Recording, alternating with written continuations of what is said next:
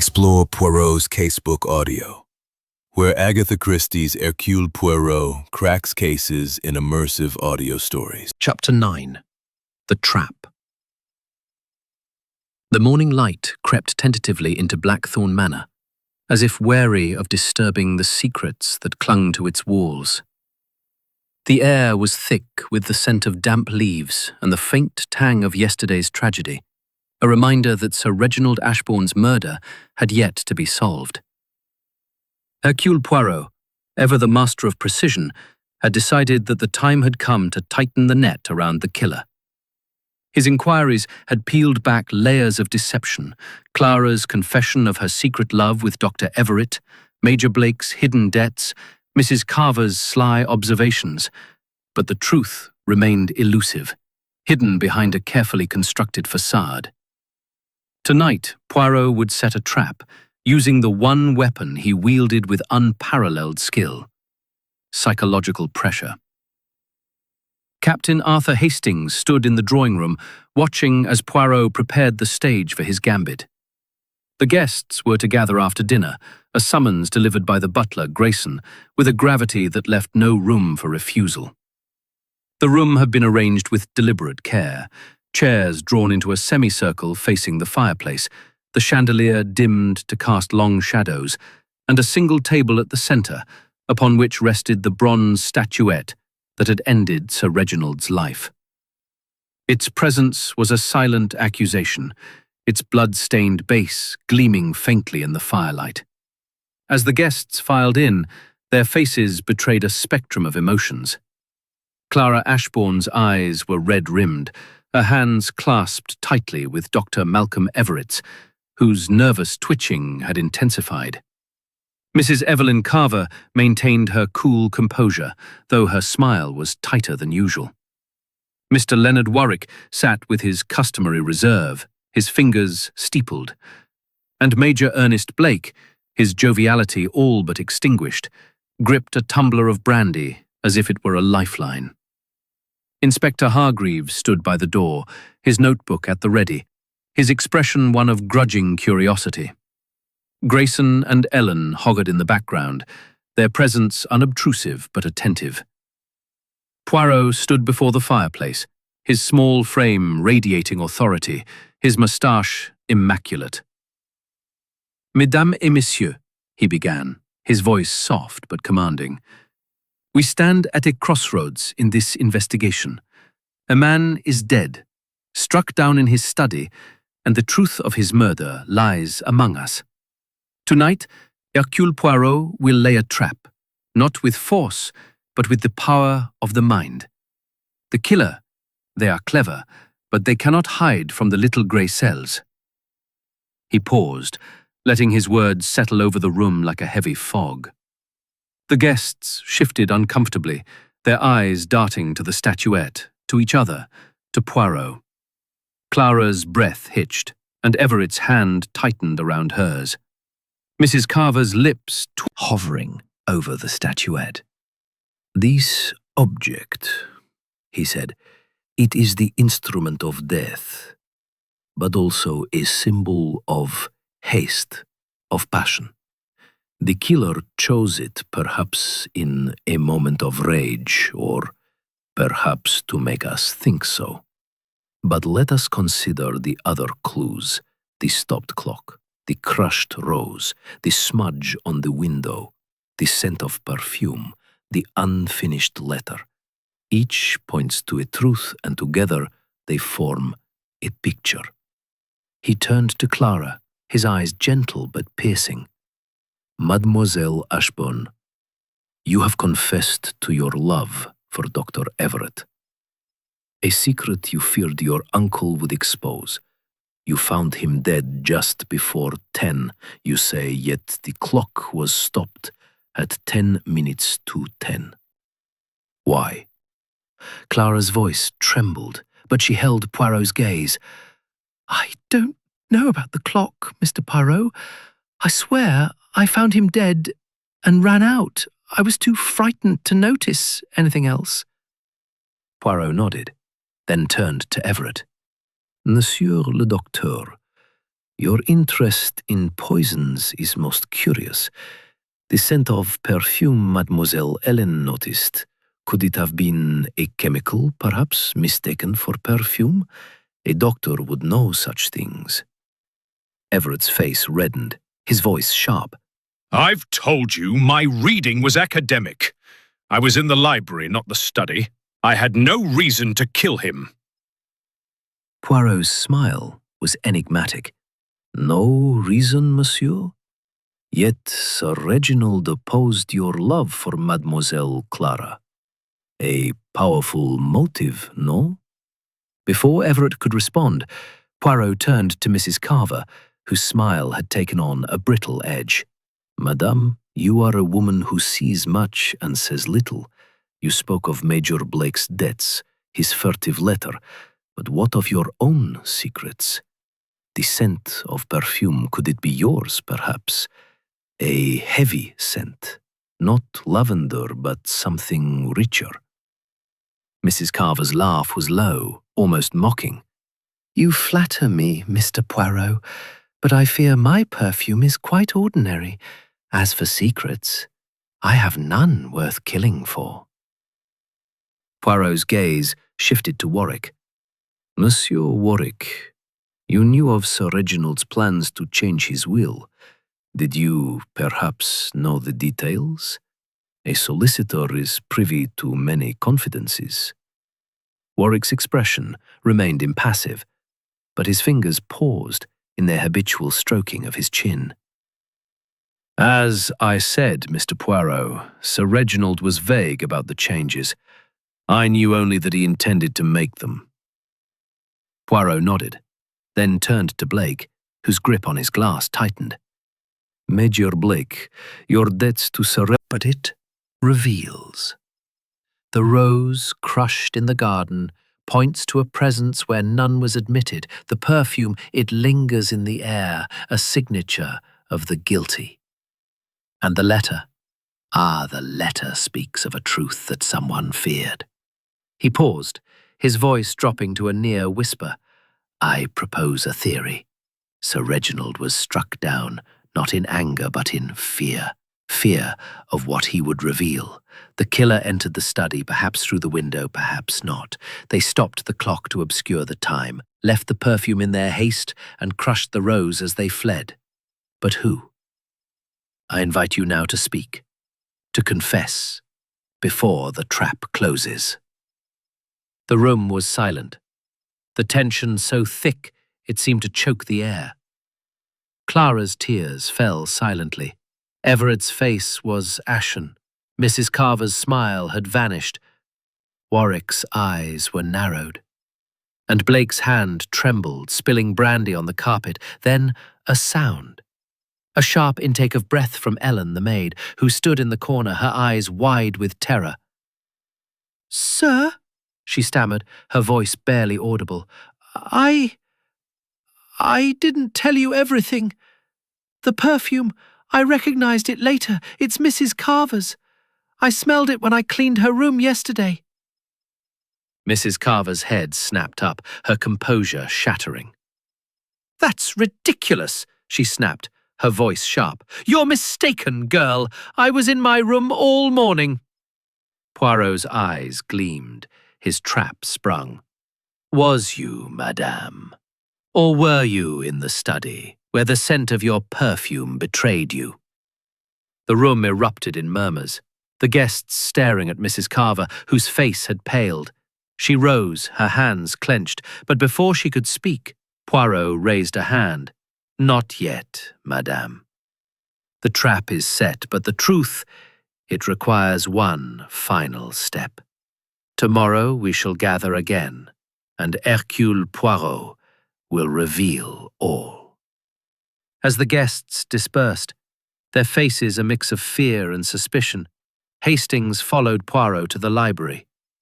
"You've rattled them, Poirot," he said, his voice low. "Mrs. Carver, she looked guilty when Ellen spoke. Do you think she's the one?" Poirot's smile was serene. "The trap, mon ami, is not for one person alone. It is for the truth. The perfume, it is a clue. but not the only one. Tomorrow we shall see who truly wears the mask of the killer.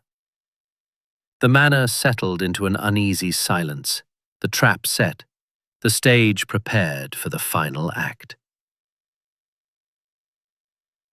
Chapter 10. The Reveal. The morning sun cast a pale, unforgiving light over Blackthorn Manor, its rays piercing the heavy drapes of the drawing room where the guests had gathered for what Hercule Poirot, tall windows, his heart pounding as he watched his friend prepare to unravel the mystery that had ensnared them all. Poirot stood at the centre of the room, his small frame radiating a quiet authority that commanded absolute attention.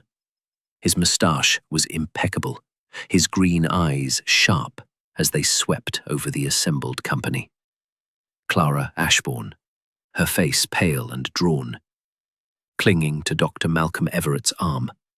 Everett himself, his spectacles askew, his nervous energy barely contained. Mrs. Evelyn Carver, her usual composure frayed, her dark eyes wary.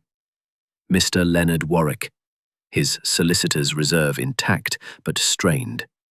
And Major Ernest Blake, his ruddy face drained of its usual bluster, his hands fidgeting with an empty brandy glass. Inspector Hargreaves stood by the door, his notebook open, his expression a mix of skepticism and grudging respect. The butler, Grayson, and the maid, Ellen, hovered in the background, their faces tense. "Mesdames et messieurs," Poirot began, his voice clear and deliberate. "We have reached the moment of truth. A man is dead, struck down in his study, and the killer sits among us. Hercule Poirot has promised to reveal the truth, and now, with the aid of the little grey cells, I shall do so. Let us walk through the events of that fatal morning, step by step, and see where the threads of this mystery lead." He paused, his hands clasped behind his back, letting the silence build. The guests shifted uneasily, their eyes fixed on him, some with fear, others with defiance. Poirot stepped toward the table, where the bronze statuette rested, its blood-stained base a stark reminder of the crime. "First, the facts," he said. "Sir Reginald Ashbourne was found dead in his study at 11 o'clock, discovered by Mademoiselle Ellen. The cause of death, a blow to the head with this statuette. The clock in the study was stopped at 10 minutes to 10, suggesting the murder occurred around that time. The window was open, with a smudge on the pane and a scratch on the latch. A crushed rose was found in the garden, and a scent of perfume lingered in the study. An unfinished letter spoke of a truth to be revealed, and a ledger listed sums with initials, those of our guests." Poirot's gaze swept the room, lingering on each face. "Each of you had a motive. Mademoiselle Clara, you feared your uncle would expose your love for Dr. Everett and perhaps disinherit you. Monsieur Everett, your ambition and your love were threatened by Sir Reginald's disapproval. Madame Carver, you knew of secrets and debts, and your perfume was smelled in the study. Monsieur Warwick, you were privy to Sir Reginald's plans to change his will. And Major Blake, your gambling debts placed you at Sir Reginald's mercy." Clara's breath hitched. Everett's hands clenched. Mrs. Carver's lips tightened. Warwick's eyes. Grayson brought Sir Reginald his tea. At 9:30, Messieurs Warwick and Blake were on the terrace smoking cigars. At 10, Mademoiselle Clara visited the study, found it unlocked, and saw her uncle dead. Yet the clock stopped at 10 minutes to 10. This, mes amis, is the first key. He paced slowly, his voice measured. The clock was stopped deliberately to suggest the murder occurred earlier than it did. Why? To provide an alibi for the killer. "Mademoiselle Clara, you say you found the body just before 10, yet the clock was already stopped. This suggests the killer acted before your visit and stopped the clock to confuse the timeline." Clara's eyes widened, her voice trembling. "But I told you, Mr. Poirot, I didn't touch the clock. I found him dead and ran out." Poirot nodded, his expression serene. I believe you, mademoiselle. Your confession, it was truthful, though incomplete. But let us consider another clue, the crushed rose in the garden near the study window. Messieurs Warwick and Blake claim they saw no one, yet the rose suggests someone passed that way, and the window, with its smudge and scratch, was meant to imply an intruder. But there was no intruder. The smudge was not a glove, but a cloth, used to wipe away a mark, perhaps a fingerprint. He turned to Mrs. Carver, whose face had paled. Madame, the scent of perfume in the study, identified by Mademoiselle Ellen as yours, places you in a difficult position. You claim you were in your room writing letters, yet the perfume tells a different story. The girl is mistaken. I was nowhere near the study. Poirot's smile was faint but unyielding. Perhaps, madame, but let us consider another detail. The ledger, with its initials and sums, it suggests Sir Reginald was tracking debts or payments. Major Blake, you owed him money, oui? And the letter you burned in the library, why destroy it, if it was, as you say, personal? Blake's face reddened, his voice gruff. I told you it was nothing. A private matter, nothing to do with this. Poirot's eyes gleamed. Nothing, Major? Or everything? Let us reconstruct the crime. The killer entered the study before 10 minutes to 10, struck Sir Reginald with the statuette, stopped the clock, and opened the window to suggest an intruder. They left the scent of perfume and crushed a rose as they fled through the garden. But the ledger, it tells us more. The initials E.C., Madame Carver, appear beside a large sum marked as a debt. Mrs. Carver rose, her eyes blazing. This is outrageous. I owed Sir Reginald nothing. Poirot raised a hand, his voice calm but commanding. Patience, madame. The ledger does not lie, but it does not tell the whole truth. The killer was not motivated by debt alone. Everything. And that truth, mes amis, was a secret about a betrayal, a deception that could ruin a life. He turned to Warwick, whose calm facade had begun to crack. Monsieur Warwick, you were Sir Reginald's solicitor, privy to his plans. You knew he intended to expose a fraud, a financial scheme that involved one of his guests. Tell me, did you know the details? Warwick's hands trembled slightly, his voice low. I knew he suspected someone of embezzling funds from his estate.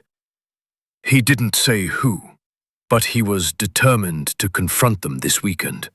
Poirot's eyes narrowed. And that someone, monsieur, was you. The room gasped, all eyes turning to Warwick, whose face drained of colour. That's absurd, he protested. I was his trusted advisor. Trusted, perhaps, Poirot said, but not honest. The ledger shows payments to L.W., your initials, monsieur. You were siphoning funds, and Sir Reginald discovered it. You entered the study early, before 8:30, while Grayson was busy with breakfast preparations. You struck him with the statuette, stopped the clock to confuse the timeline, and opened the window to suggest an intruder. The perfume? A clever touch. You used a bottle from Madame Carver's room, left there when you visited her to discuss your scheme. The crushed rose? Your footstep in the garden as you circled back to the terrace to establish your alibi with Major Blake. Warwick leapt to his feet, his voice shaking. You have no proof. This is speculation. Poirot's smile was serene. Proof, monsieur. The ledger is proof. The perfume, confirmed by Mademoiselle Hélène, is proof. And the scratch on the window latch, it matches the penknife in your pocket, which I observed earlier. You thought to cover your tracks, but Hercule Poirot sees all. Warwick's shoulders slumped, his face crumpling as the fight left him. I didn't mean to kill him, he whispered. He was going to expose me, ruin me.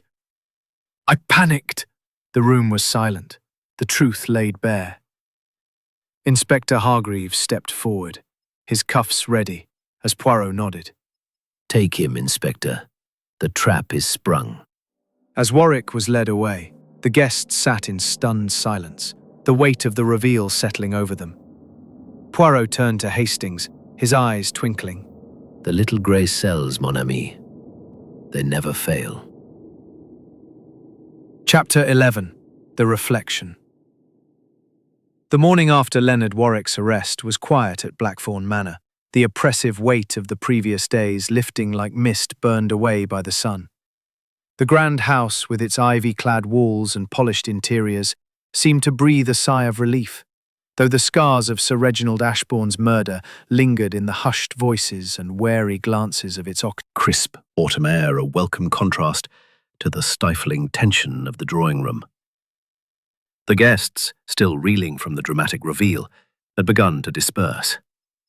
Clara Ashbourne and Dr. Malcolm Everett, their secret love now exposed but no longer a burden, sat together in the library, speaking in low tones of their future. Mrs. Evelyn Carver, her composure restored but her sharp wit subdued, was packing her bags. Her role as an observer in the drama concluded. Major Ernest Blake, his debts now a matter of public record, had retreated to his room, his bluster replaced by a sombre resignation. Inspector Hargreaves, satisfied with Warwick's confession, had left to file his report, leaving Poirot and Hastings to reflect on the case. "Poirot," Hastings said, leaning against the stone balustrade, "you were magnificent last night. The way you pieced it all together, the clock, the rose, the perfume, it was like watching a puzzle come together. But how did you know it was Warwick?" Poirot's green eyes twinkled as he gazed out at the garden, where the crushed rose had been a silent witness to the crime. "Mon ami," he said, his voice soft but resonant. "The truth, it is like a melody, simple when you hear it, but complex in its composition. From the beginning, I knew the killer was someone who understood Sir Reginald's habits, someone with access to his secrets. The ledger, with its initials and sums, pointed to a financial motive. The stopped clock was a clumsy attempt to obscure the timeline, but it told me the killer needed an alibi. The perfume, it was a misdirection stolen from Madame Carver's room to cast suspicion on her." Hastings nodded, his mind replaying the events of the investigation. "But the penknife, how did you know it was Warwick's?" Poirot's smile was serene. "Observation, Hastings. During our first meeting, I noticed Monsieur Warwick's habit of toying with a penknife, a small silver one with a monogrammed handle. When I saw the scratch on the window latch, I suspected it was made by such a tool. A discreet check of his belongings confirmed it. The rest, the rose, the perfume, the ledger, fell into place like the pieces of a mosaic." Hastings shook his head, marveling at his friend's precision. "You make it sound so simple, Poirot. But Warwick, he seems so composed, so unlikely a murderer." Poirot's expression grew thoughtful, his gaze distant. "The human heart, mon ami, it is a labyrinth. Monsieur Warwick was a man of order, a solicitor who valued control. But when Sir Reginald threatened to expose his embezzlement, that control shattered." "That. But I'll admit you've earned it. What about Clara and Everett? They'll be all right now, won't they?" Poirot nodded, his eyes softening. "Oui, they will find their way. Their love. It was a secret born of fear, but now it is free. As for Madame Carver, she played her part well, watching and deflecting. But she was not the killer. Major Blake, his debts will haunt him, but he is no murderer. The truth, it has a way of setting things right, even if it brings pain." They stood in silence for a moment, the wind stirring the leaves in the garden below. The rosebush, its crushed bloom now cleared away, stood as a quiet testament to the truth Poirot had uncovered. Hastings glanced at his friend, noting the faint lines of fatigue around his eyes. "You must be exhausted, Poirot. All that mental work, it takes a toll." Poirot's moustache twitched, a spark of amusement in his gaze. "Exhausted? Non, Hastings. The little grey cells, they thrive on such challenges. But I confess, I look forward to a quiet evening, perhaps with a tisane and a good book. The order and method, they restore the soul." Hastings laughed, clapping Poirot on the shoulder. "You and your tisane. Well, you've earned it. What's next for us?" Poirot's eyes gleamed as he turned back to the manor, its windows reflecting the morning light. "Next, mon ami, we return to London. There are always more puzzles to solve, more truths to uncover. But for now, let us leave Blackthorn Manor to its peace. The shadows, they have been banished." As they walked back into the house, Poirot paused at the entrance hall, his gaze lingering on the grand staircase where Ellen's scream had first shattered the morning. "The world, it is full of secrets, Hastings," he said softly. "But to Hercule Poirot, no secret is safe. The little grey cells, they see all." With that, he adjusted his hat. His step light, despite the gravity of the case, and led the way to the waiting taxi. The manor stood silent behind them, its secrets laid bare, its tragedy resolved. For Poirot, it was another triumph, another melody played to perfection. For Hastings, it was a reminder of why he followed his friend. Through the labyrinth of human deceit, Poirot always found the light.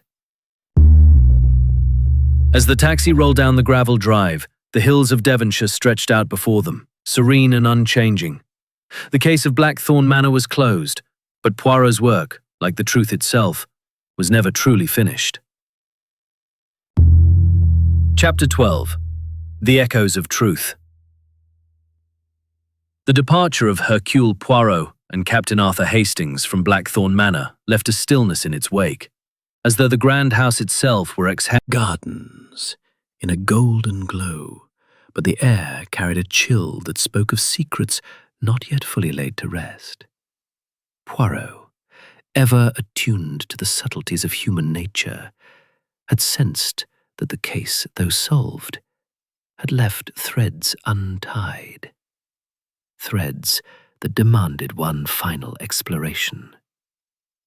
Hastings, seated beside Poirot in the taxi as it wound through the countryside toward the train station, glanced at his friend with a mixture of admiration and curiosity. Poirot's serene demeanor, his perfectly waxed moustache and polished shoes, belied the intensity of the investigation they had just concluded. Yet there was a glint in his green eyes, a hint that his mind was still at work, sifting through the details of the case as if to ensure no stone had been left unturned. "Poirot," Hastings ventured, breaking the comfortable silence. "You've done it again, solved the unsolvable, but I can't help feeling there's more to this than Warwick's confession. The way Clara and Everett reacted, and Mrs. Carver's slyness, it's as if they're still hiding something." Poirot's lips curved into a faint smile, his fingers steepled in thought. "You are perceptive, mon ami, in your own way. The case, it is closed, oui. The killer is caught, the motive revealed. Yet the human heart, it does not yield all its secrets so easily. There are echoes, Hastings, echoes of truth that resonate beyond the crime itself." Hastings frowned, his straightforward nature grappling with Poirot's cryptic words. "Echoes? You mean there's another crime? Or someone else involved?" Poirot's smile widened, though his eyes remained serious. "Not another crime, perhaps, but a deeper truth. The murder of Sir Reginald was the act of a desperate man, Monsieur Warwick, driven by fear of exposure. But the secrets he feared, the embezzlement, The changed will, they touched others in this house. Let us return briefly to Blackthorn Manor. There is one final conversation to be had." Hastings blinked, surprised. "Return? But Oryx confessed, and Hargreaves has taken him away. What's left to do?" Poirot's gaze was distant, fixed on the rolling hills beyond the window. "To ensure the truth is complete, mon ami. The little grey cells. They are satisfied with the killer, but not with the silence of the others. Come, we shall make a brief detour." The taxi turned back toward the manor, its tires crunching on the gravel drive. As they approached, the house loomed once more, its ivy-clad walls both majestic and foreboding. The remaining guests were gathered in the drawing room, their packing nearly complete, their faces a mix of relief and lingering unease. Attempting to regain his usual bluster, though his eyes betrayed a weariness. Poirot entered with his characteristic flourish, his presence commanding immediate attention. "Mesdames et messieurs," he said, his voice clear and resonant, "forgive this intrusion. Hercule Poirot has solved the murder of Sir Reginald Ashburn, and Monsieur Warwick is in custody. Yet there are matters unresolved, truths that must be spoken before we part. The little grey cells, they demand completion." Clara's eyes widened, her hand tightening around Everett's. "What more is there, Mr. Poirot?" she asked, her voice trembling. "You found the killer. What else could there be?" Poirot's gaze was gentle, but unyielding. "Mademoiselle Clara, your love for Monsieur Everett was a secret that drove much fear in this house. But there is more you have not said. The letter Sir Reginald wrote, the one about righting past wrongs, it was not only about Monsieur Warwick's embezzlement, was it?" Clara's face paled, her lips parting in a silent gasp. Everett rose, his voice sharp. "Leave her alone, Poirot. She's been through enough." Poirot raised a hand, his expression calm. "Patience, Monsieur le Docteur. The truth. It is not an accusation, but a release. Mademoiselle Clara, you knew of your uncle's plans to change his will, oui? But you also knew of another secret, a betrayal from years past, one that involved your family." Clara's tears spilled over, her voice barely audible. I didn't want to say. It was so long ago, and it didn't matter anymore. My uncle, he found out about my mother's affair, years before I was born. He was going to reveal it, to shame her memory in front of everyone. I begged him not to, but he said it was time the truth came out." Poirot nodded, his eyes softening. "And this truth, it was why you feared his announcement, not just for your inheritance, but for your mother's honor. Merci, mademoiselle, for your honesty." He turned to Mrs. Carver, whose smile had vanished, replaced by a wary intensity. "Madame Carver, you too knew of this secret, did you not? You were a friend of Sir Reginald's sister, Clara's mother, many years ago. You were in her confidence, and you knew of the affair. When Sir Reginald spoke of revealing truths, you feared your own past might come to light." Mrs. Carver's lips tightened, but she did not deny it. "You're very clever, Mr. Poirot," she said, her voice low. "Yes, I knew of the affair. It was a scandal buried long ago, and I had no desire to see it resurrected. But I didn't kill him." Poirot's smile was serene. "No, madame, you did not. But your silence, it protected your own interest." "Blake, your debts were a motive, but not the only one. You burned a letter in the library, oui? A letter from Sir Reginald, threatening to call in your debts unless you agreed to his terms, terms that involved betraying a confidence." Blake's shoulders slumped, his voice gruff. "He wanted me to testify against Warwick, to confirm the embezzlement. I didn't want any part of it. So I burned the letter. But I didn't kill him, Poirot. I swear. Poirot nodded, his expression thoughtful. I believe you, Major. Your actions were those of a man caught in a trap, but not a murderer. He stepped back, addressing the room as a whole. The murder of Sir Reginald was a crime of desperation, but it was born of secrets that entangled you all. Mademoiselle Clara, your mother's honor is safe. Monsieur Everett, your love can now flourish. Madame Carver, your past remains your own. Major Blake, your debts will be settled in time. The truth, it has been spoken, and Blackthorn Manor is free of its shadows. As the guests absorbed his words, Poirot turned to Hastings, his eyes twinkling. Mon ami, the case is closed, but the heart, it continues to speak. Let us leave these good people to their futures. They stepped out onto the terrace, the manor behind them, its grandeur restored but its memories forever altered. The taxi waited, ready to carry them to the station. As they drove away, Hastings glanced back at the house, its windows glinting in the sunlight. You tied up every loose end, Poirot, he said. I don't know how you do it. Poirot's smile was serene. The little grey cells, Hastings. They listen to the echoes of truth. And the truth, it always finds a way to be heard. The manor faded into the distance, its secrets laid bare, its story complete.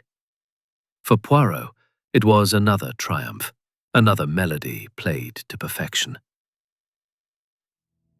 Chapter 13. The Unseen Motive. The afternoon sun bathed Blackthorn Manor in a deceptive warmth, its golden rays glinting off the ivy-clad walls, as if to erase the shadows of the past days. Yet within the manor, a quiet unease persisted, as though the resolution of Sir Reginald Ashburn's murder had not fully dispelled the secrets that lingered in its halls. Hercule Poirot, ever vigilant, had sensed a final thread in the tapestry of the crime, a motive unseen, a truth buried deeper than even Leonard Warwick's confession had revealed. Captain Arthur Hastings, walking beside his friend through the manor's something more, a shadow behind the shadow. The little grey cells, they are not yet at rest. Hastings frowned, his brow furrowing. More, Poirot? Warwick confessed, and you tied up every clue. The clock, the rose, the perfume, the ledger. What could possibly be left? Poirot's moustache twitched, a faint smile playing at his lips. The motive, Hastings. The embezzlement. It was Warwick's crime. But why did Sir Reginald choose this weekend to reveal it? Why gather these guests, each with their secrets, and speak of truths to be unveiled? There is a purpose, a deeper intent that we have not yet uncovered. Hastings glanced back at the manor, its windows reflecting the afternoon light.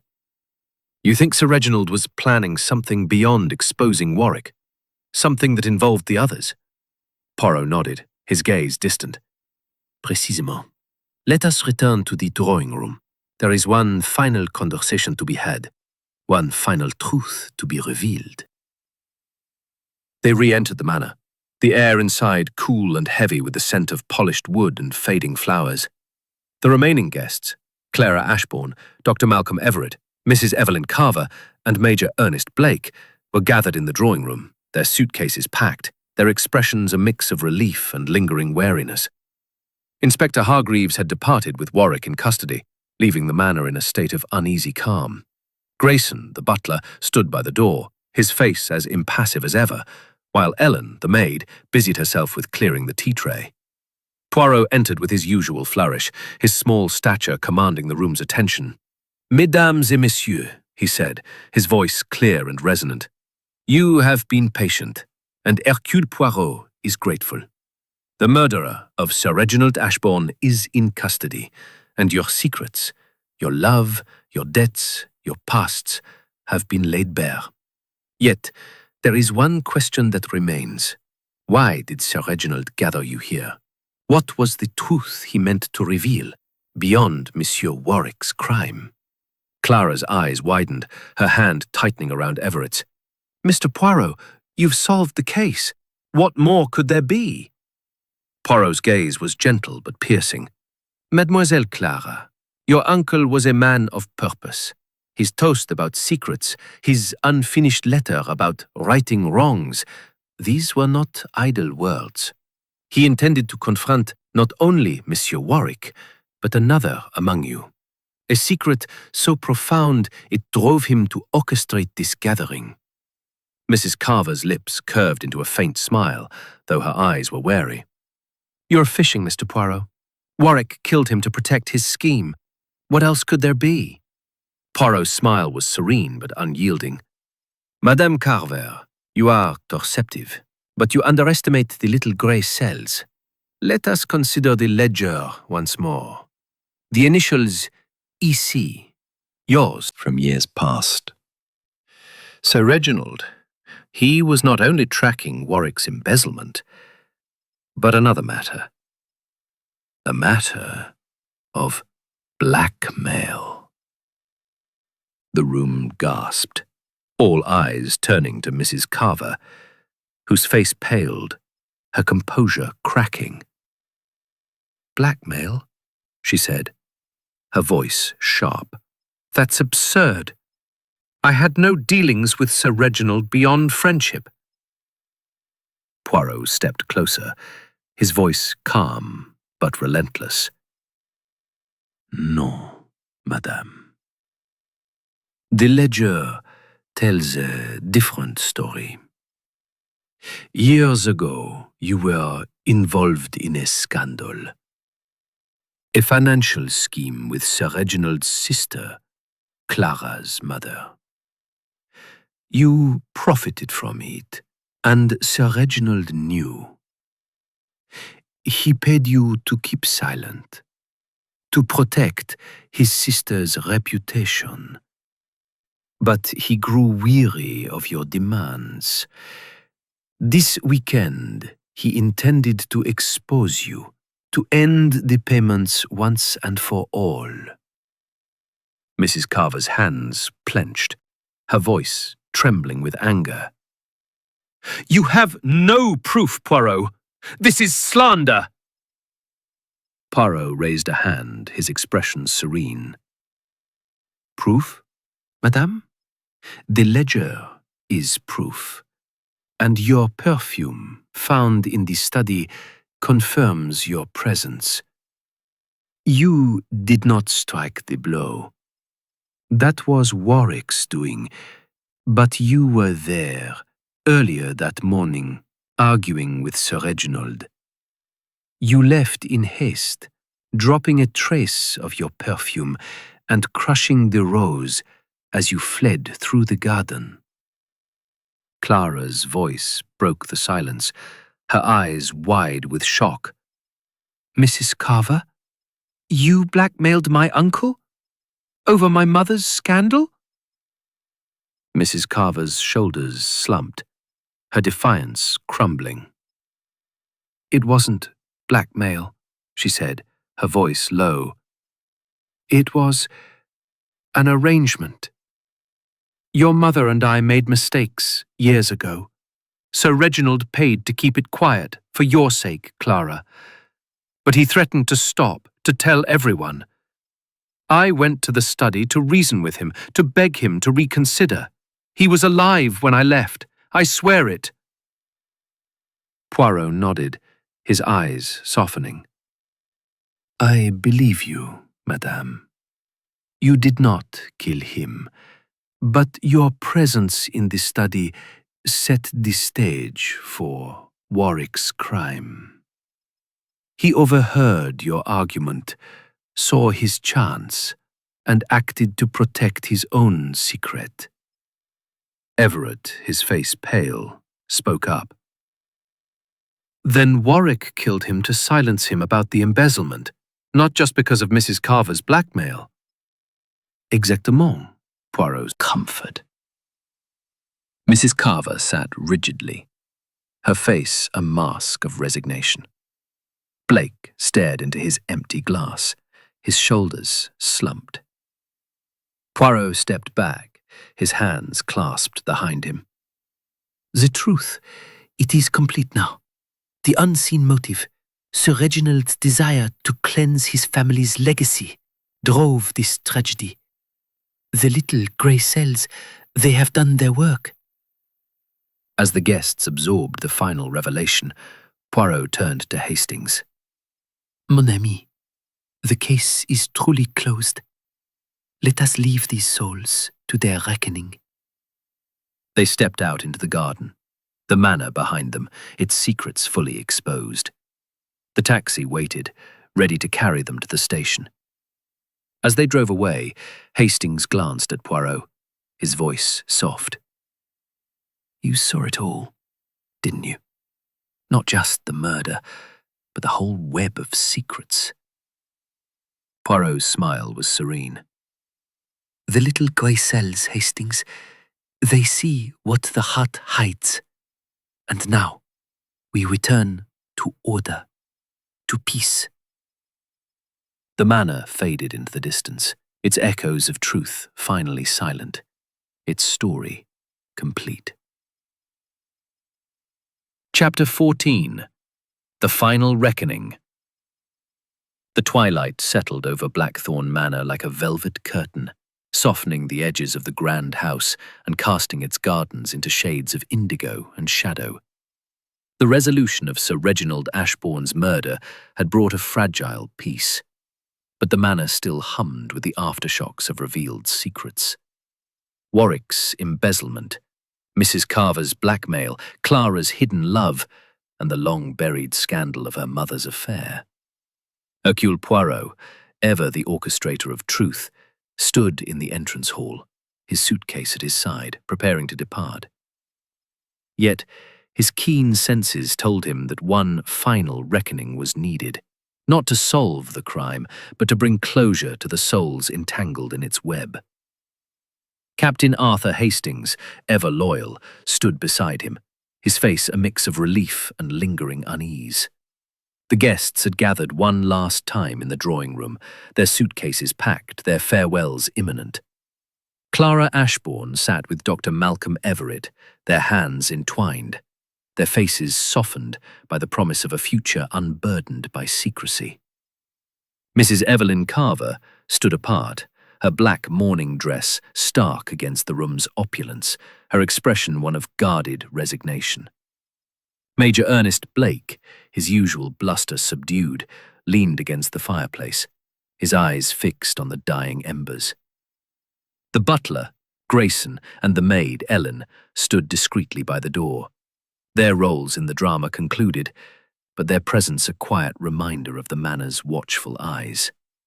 Poirot entered the room with his characteristic grace, his patent leather law, a reckoning of the heart, of the conscience that each of you must face.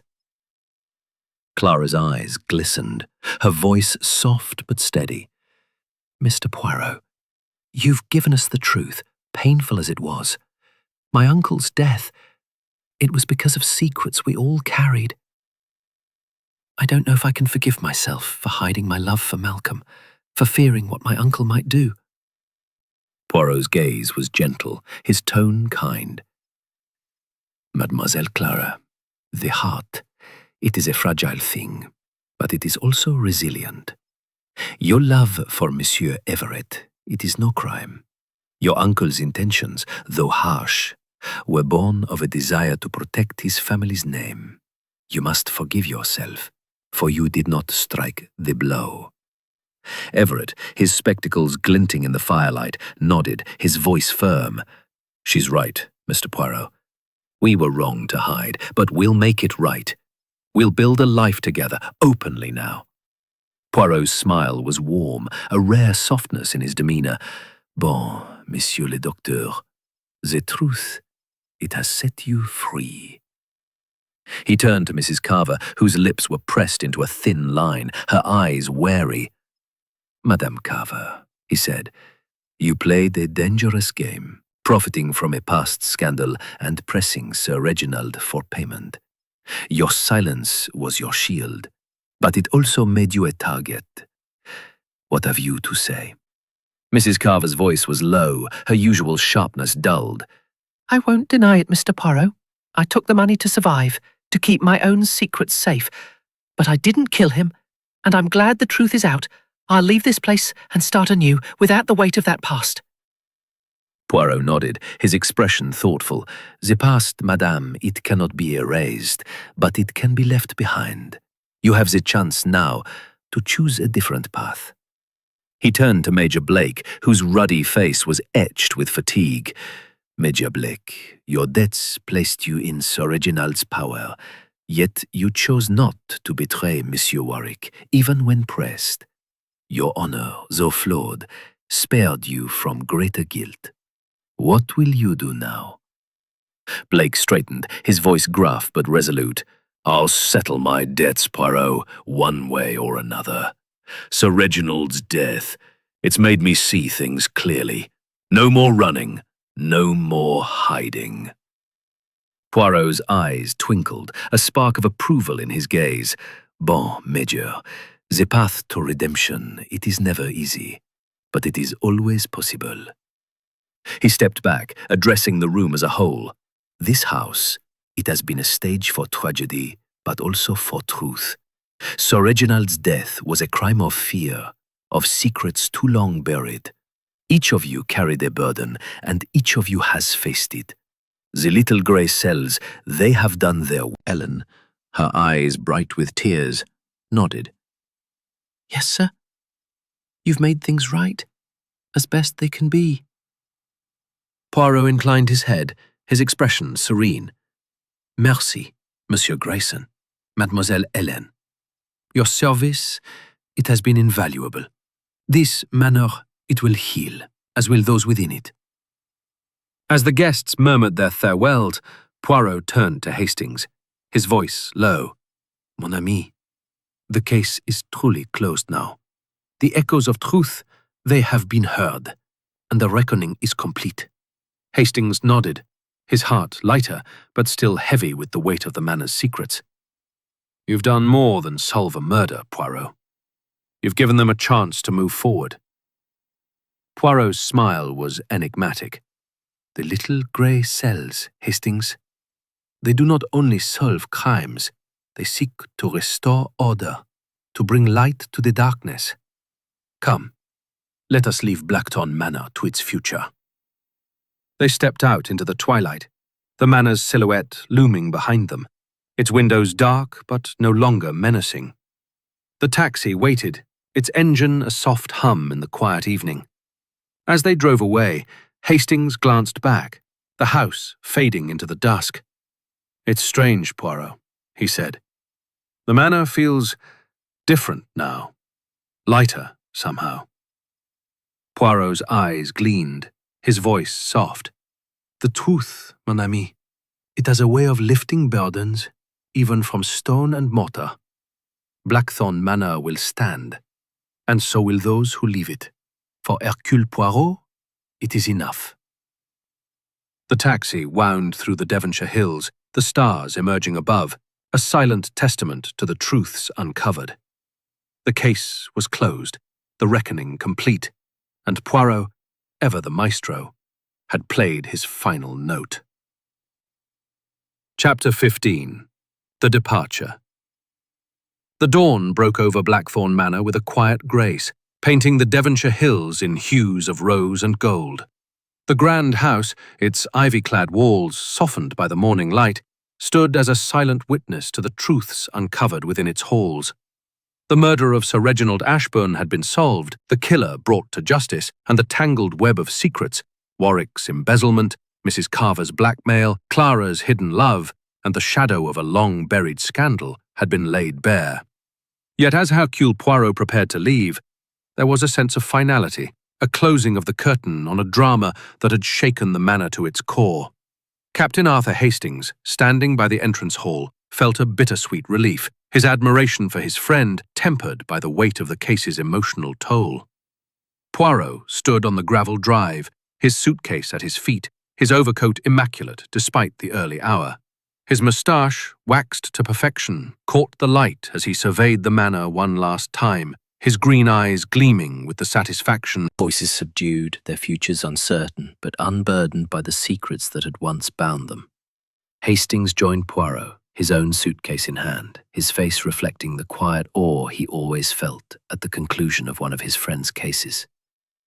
"Well, Poirot," he said, his voice warm, "you've done it again. You not only found the killer but brought peace to this house. I don't know how you manage it." Poirot's lips curved into a faint smile, his hands clasped behind his back. "Mon ami, it is not I who manages, but the little grey cells. They see what is hidden. They hear the whispers of truth. Blackthorn Manor, it was a stage for tragedy, but also for redemption. The truth, it has set these souls free, even if the cost was great." Hastings nodded, glancing back at the manor's towering silhouette. "Clara and Everett, they'll be all right now, won't they? And Mrs. Carver, Blake, they've all got a chance to start over?" Poirot's gaze softened, his tone thoughtful. "Oui, Hastings, Mademoiselle Clara and Monsieur Everett, their love will flourish now, unshadowed by fear.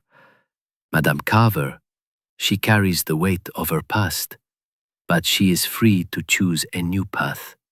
Major Blake, his debts will challenge him, but he has found the spark of honor.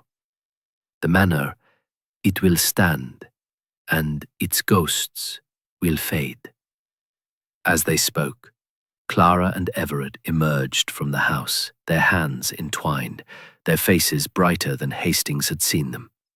Clara approached, her auburn hair catching the morning light, her eyes clear despite the traces of tears.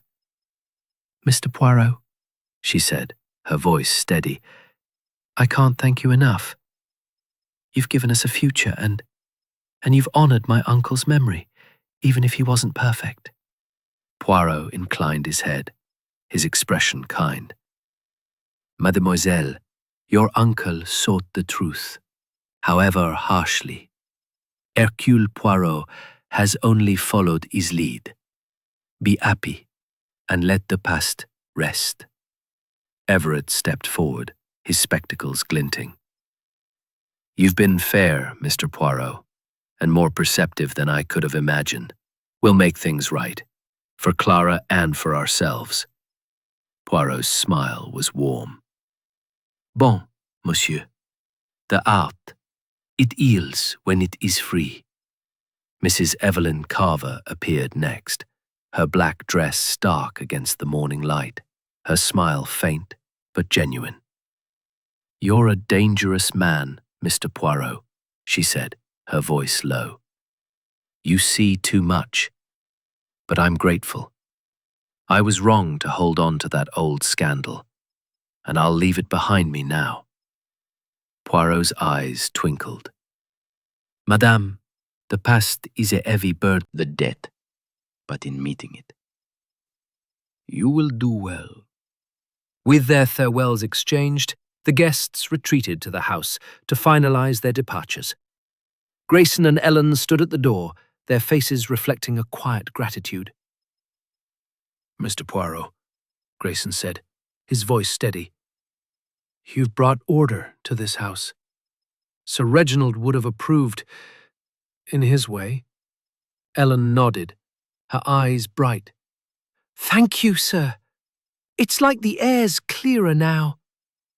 Poirot's smile was serene. "Merci, Monsieur Grayson, Mademoiselle Hélène. Your service, it has been the backbone of this manor. May it know peace now." As the taxi door opened, Poirot and Hastings settled inside, the manor receding as the vehicle rolled down the drive. Hastings glanced at his friend, his voice soft. "You've left them better than you found them, Poirot. Not just the killer caught, but their lives sorted out somehow." Poirot's gaze was fixed on the horizon, where the hills of Devonshire stretched toward the sky. The little grey cells, Hastings, they do not only solve crimes, they seek to restore balance, to bring light where there is darkness. Blackthorn Manor, it was a place of secrets, but now it is a place of beginnings. The taxi wound through the countryside, the manor's silhouette fading into the morning mist. Hastings leaned back, a smile tugging at his lips. "You know, Poirot, I think you enjoy these cases a bit too much. All this talk of grey cells and truth, it's practically poetic." Poirot's moustache twitched, a spark of amusement in his eyes. "Poetry, mon ami? No. It is method, order, and the pursuit of truth. But perhaps, just a little, it is also art." The train station came into view, its platform bustling with the quiet rhythm of rural life. As they stepped out of the taxi, Poirot adjusted his hat, his step light despite the weight of the case. The murder of Blackthorn Manor was solved, its secrets unveiled, its souls set free. For Hercule Poirot, it was another triumph, another chapter closed in the endless book of human nature. As the train whistle sounded in the distance, Hastings followed his friend, his heart light with the knowledge that, wherever they went next, Poirot's little grey cells would be ready for the challenge.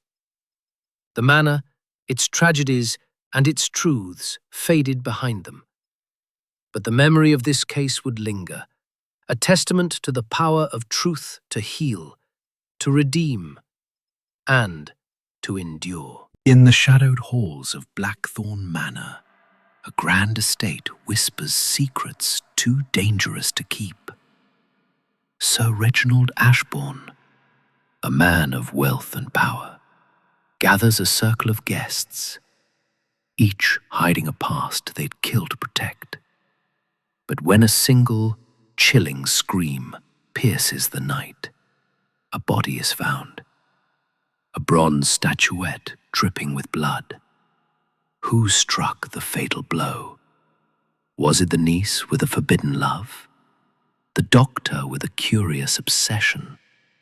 The widow with a sly smile? Or the soldier drowning in debt?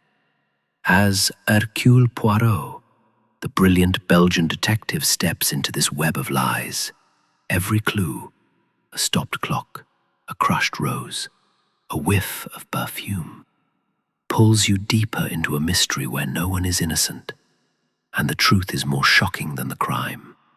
Will you unravel the secrets before Poirot's little grey cells reveal all? Chapter 1. The Gathering at Blackthorn Manor.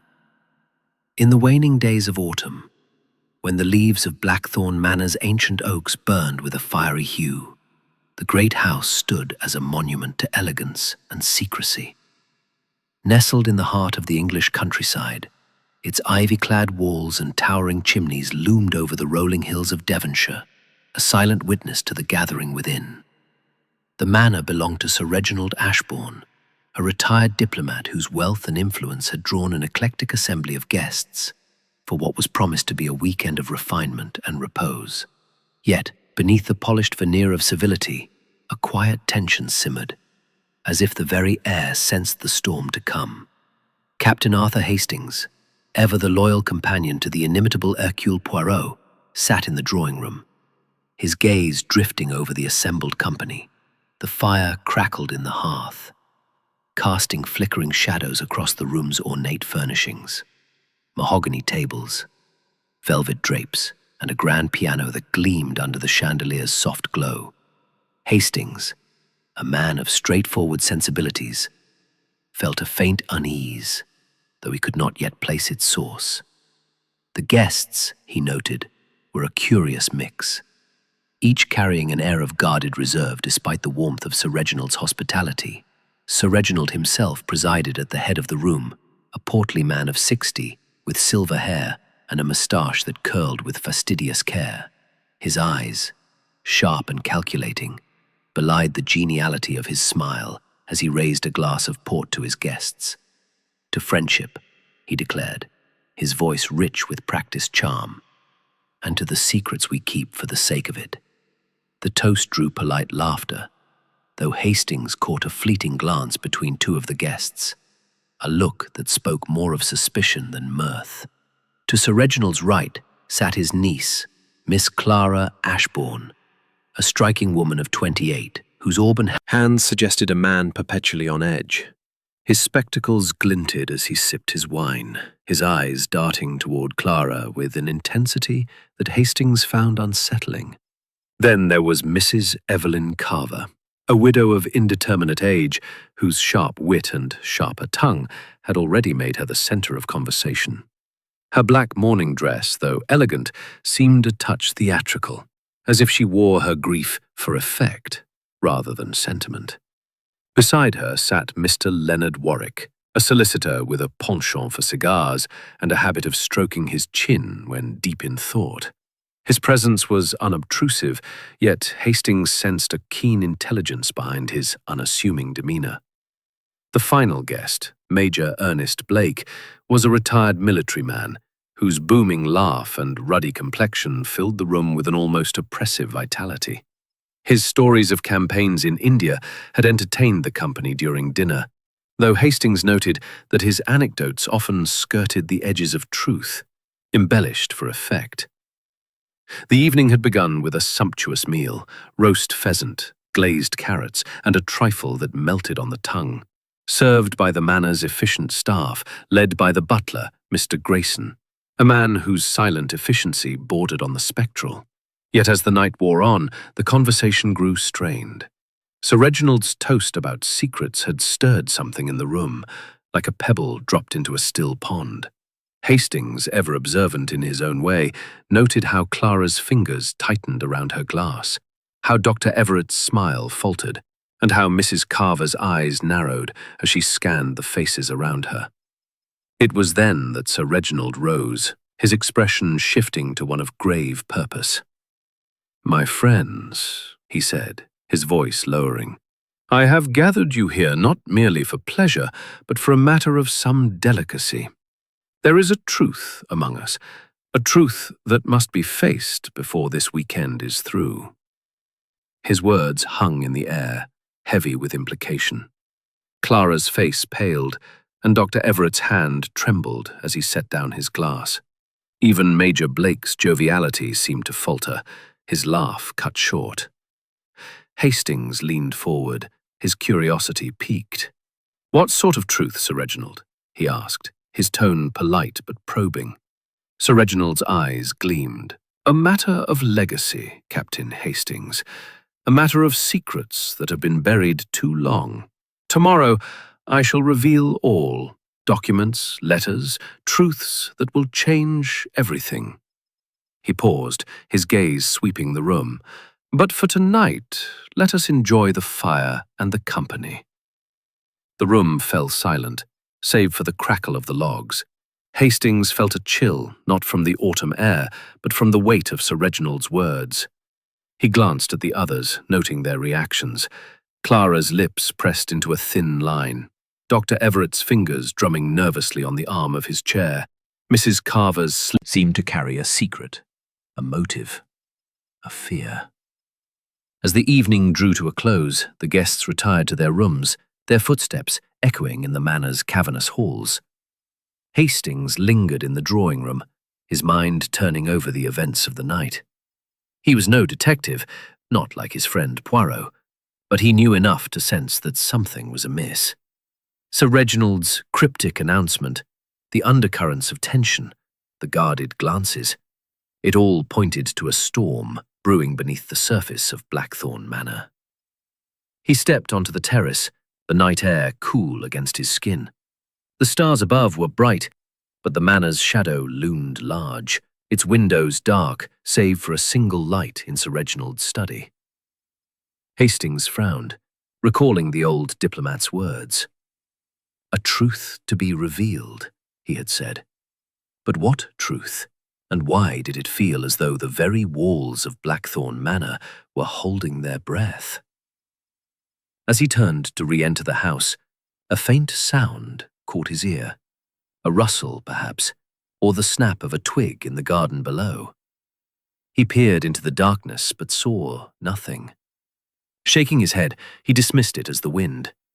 Yet, as he climbed the grand staircase to his room, he could not shake the feeling that the weekend at Blackthorn Manor would be anything but restful.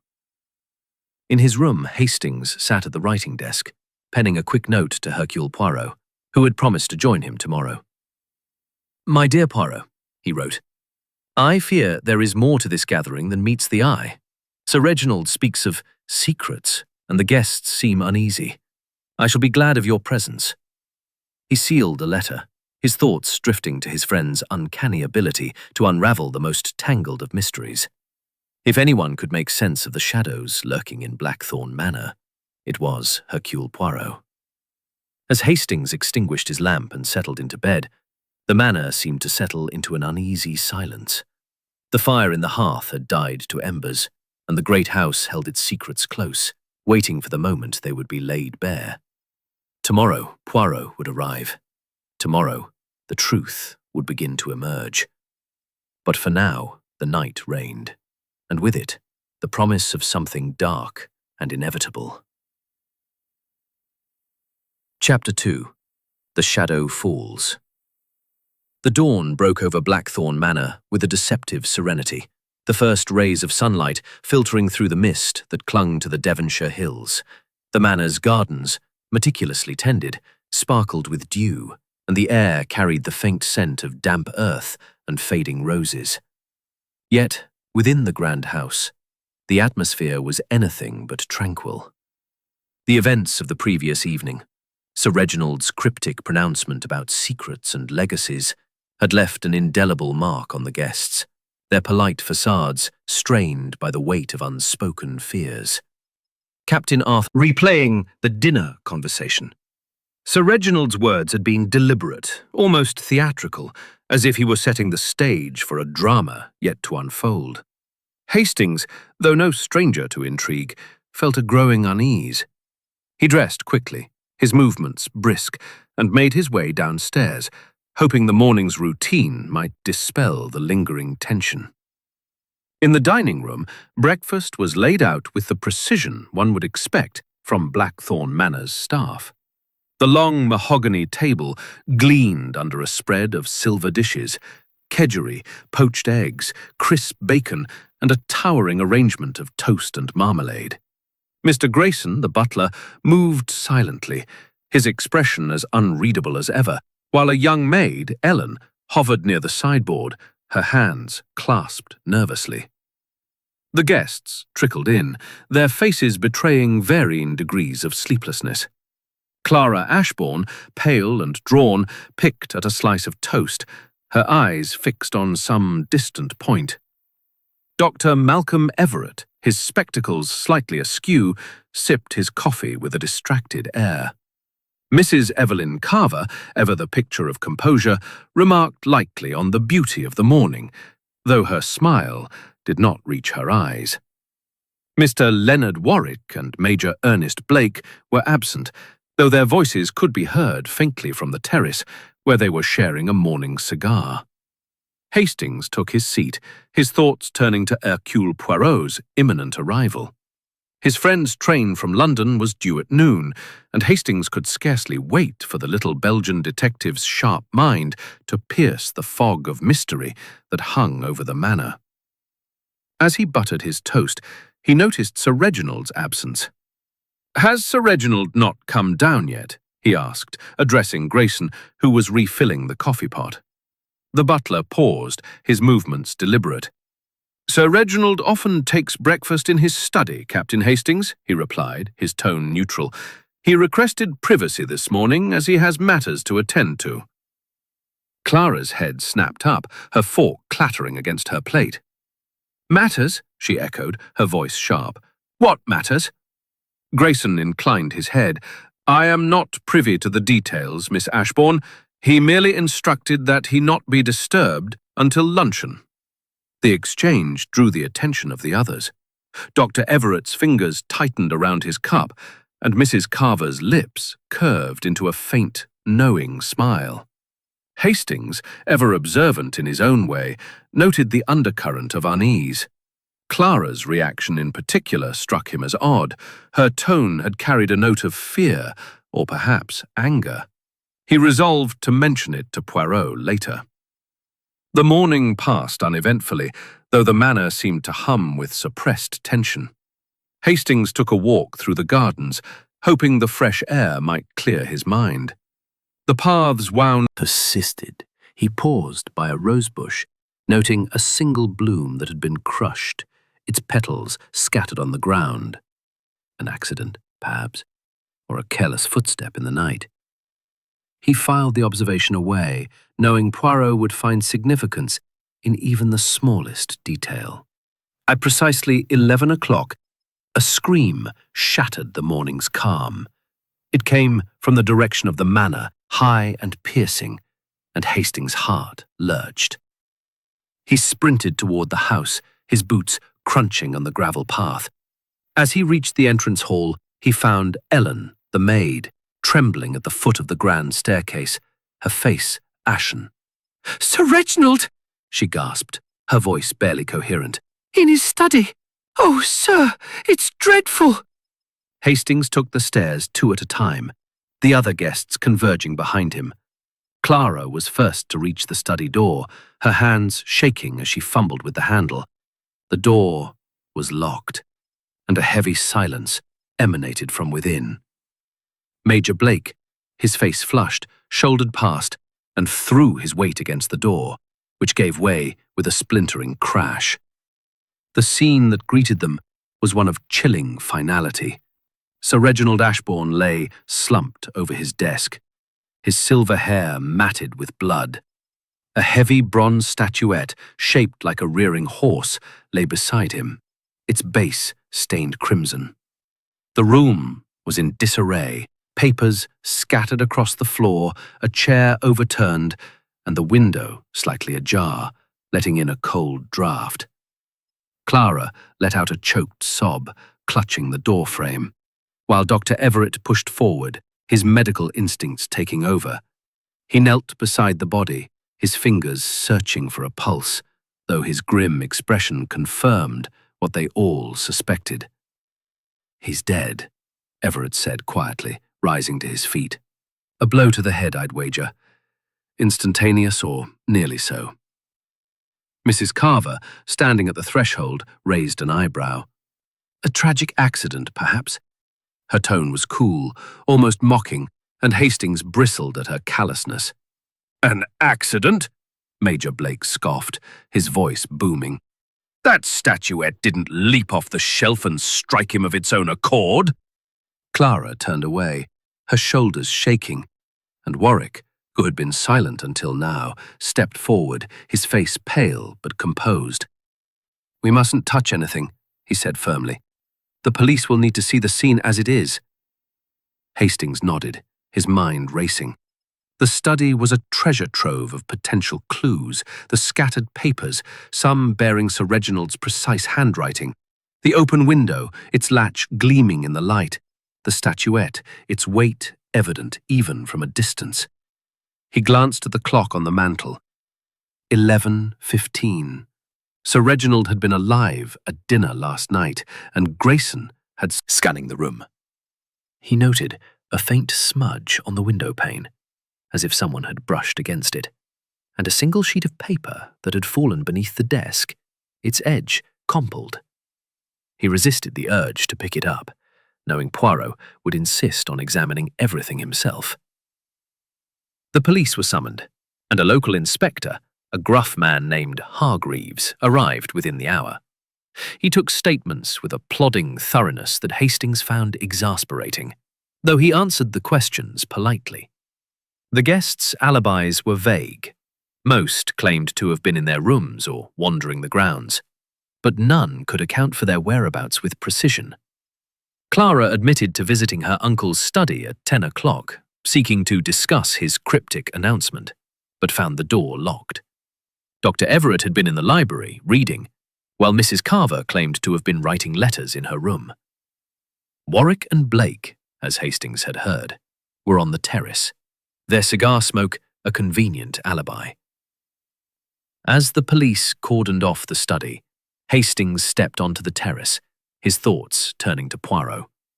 The train from London was due any moment, and he felt a surge of relief at the thought of his friend's arrival. If anyone could unravel the tangled web of Blackthorn Manor, it was Hercule Poirot, with his meticulous methods and his unerring little grey cells. The manor's clock struck noon, its chimes echoing through the silent house. Outside, the mist had lifted, but the shadow over Blackthorn Manor had only deepened. Sir Reginald's death was no accident, Hastings was certain, and the truth, whatever it was, lay hidden among the guests, their secrets and the clues scattered in that blood-stained study. Chapter 3. The Arrival of Hercule Poirot. The midday sun hung low over Blackthorn Manor, its pale light doing little to dispel the chill that had settled over the estate. The police, under Inspector Hargreaves' direction, bustled about the manor with a heavy-footed efficiency, their presence a stark contrast to the refined elegance of the previous evening. The guests, confined to the drawing-room, sat in uneasy silence, their faces etched with varying degrees of shock, suspicion, and guarded restraint. Captain Arthur Hastings paced near the window, his eyes fixed on the gravel drive, awaiting the one man whose presence might bring clarity to the chaos. Hercule Poirot. At precisely 12:30, the crunch of tires on gravel announced the arrival of a sleek black taxi. Hastings' heart lifted as he caught sight of the diminutive figure stepping out, his patent leather shoes gleaming, his moustache waxed to perfection, and his overcoat immaculate despite the journey from London. Hercule Poirot, the Belgian detective whose reputation for unravelling the most perplexing mysteries preceded him, at the door, nor the faint air of disquiet that hung over the house. Hastings hurried to greet him, his relief palpable. "Poirot, thank heavens you're here," he said, grasping his friend's hand. "It's a bad business. Sir Reginald Ashbourne murdered in his study this morning." Poirot raised an eyebrow, his head tilting slightly. "Murdered, mon ami? Alors, this is most interesting. Tell me everything, but first let us find a place where the little grey cells may work undisturbed." They settled in the library, a wood-panelled room lined with leather-bound volumes and heavy drapes that muffled the outside world. Hastings recounted the events of the previous evening, Sir Reginald's cryptic toast about secrets, the strained atmosphere among the guests, and the grim discovery in the study. He described the scene, the blood-stained statuette, the scattered papers, the open window, and the guests' vague alibis. Poirot listened intently, his fingers steepled, his expression one of calm concentration. When Hastings finished, Poirot leaned back in his chair, his eyes half closed. "Bon," he murmured, "a murder in a locked room, a circle of suspects, and a promise of secrets revealed. It is, as you say, a bad business, but one that intrigues Hercule Poirot. Tell me, Hastings, what is your impression of these guests?" Hastings hesitated, his straightforward nature struggling to articulate the nuances he had observed. "They're a mixed lot," he said at last. "Clara Ashbourne, Sir Reginald's niece, seems shaken, almost frightened. Dr. Everett is nervous, always fidgeting. Mrs. Carver is sharp, perhaps too sharp, as if she's playing a role. Warwick, the solicitor, is quiet but observant, and Major Blake, well, he's loud, but I suspect there's more to him than bluster." Poirot nodded, a faint smile touching his lips. "You see much, mon ami, though you do not always know what you see. The human heart, it is a labyrinth, and in this labyrinth we shall find our murderer. Now, let us meet this Inspector Hargreaves and examine the scene of the crime."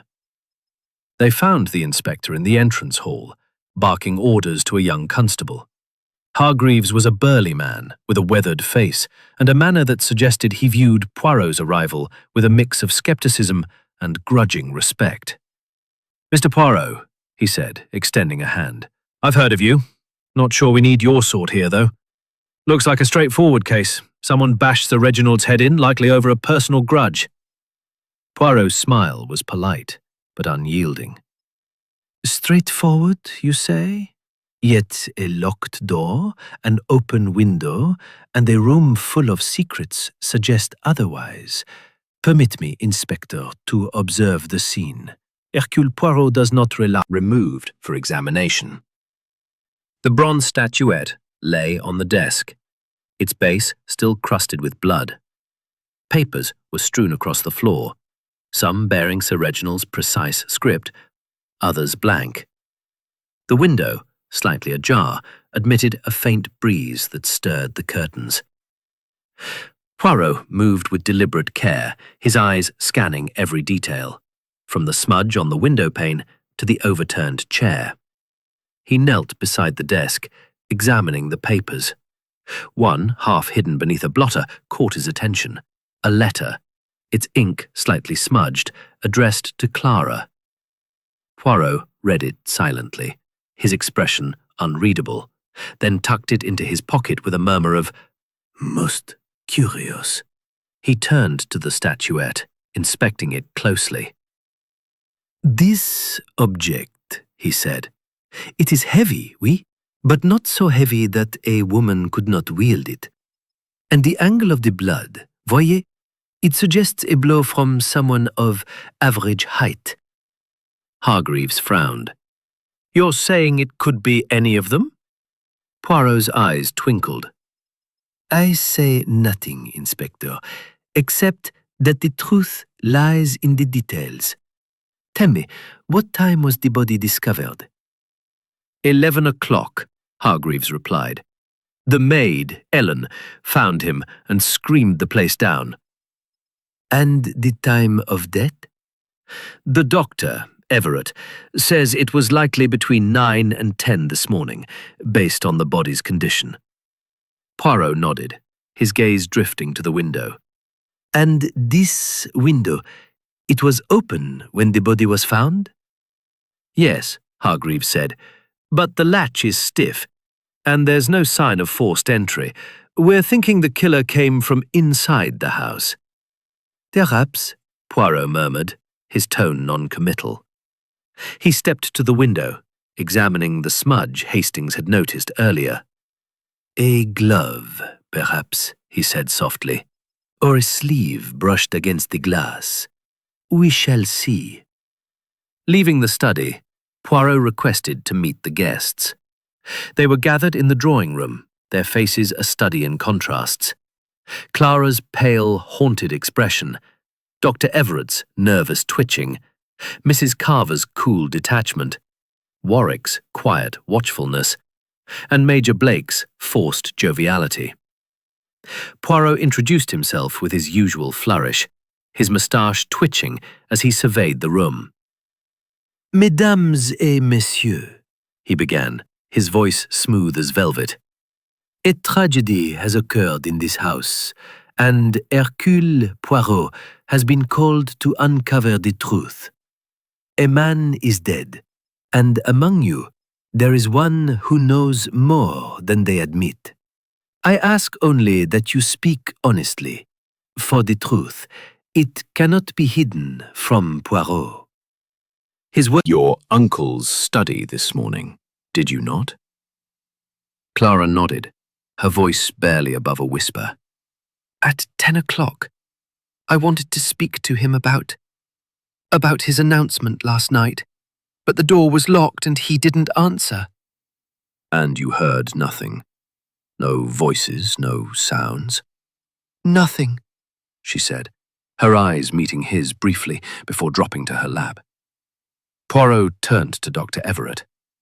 "Monsieur, you were in the library this morning, oui? Did you see or hear anything unusual?" Everett hesitated, his fingers drumming on his knee. "No, nothing. I was reading Medical journals, you know. The library is quite isolated. One by one, Poirot questioned the others, his inquiries deceptively simple, yet laced with intent. Mrs. Carver claimed to have been writing letters. Warwick and Blake confirmed their cigar smoking on the terrace, and the staff, Grayson and Ellen, reported no unusual activity, though Ellen's hands trembled as she spoke. As the interviews concluded, Poirot drew Hastings aside.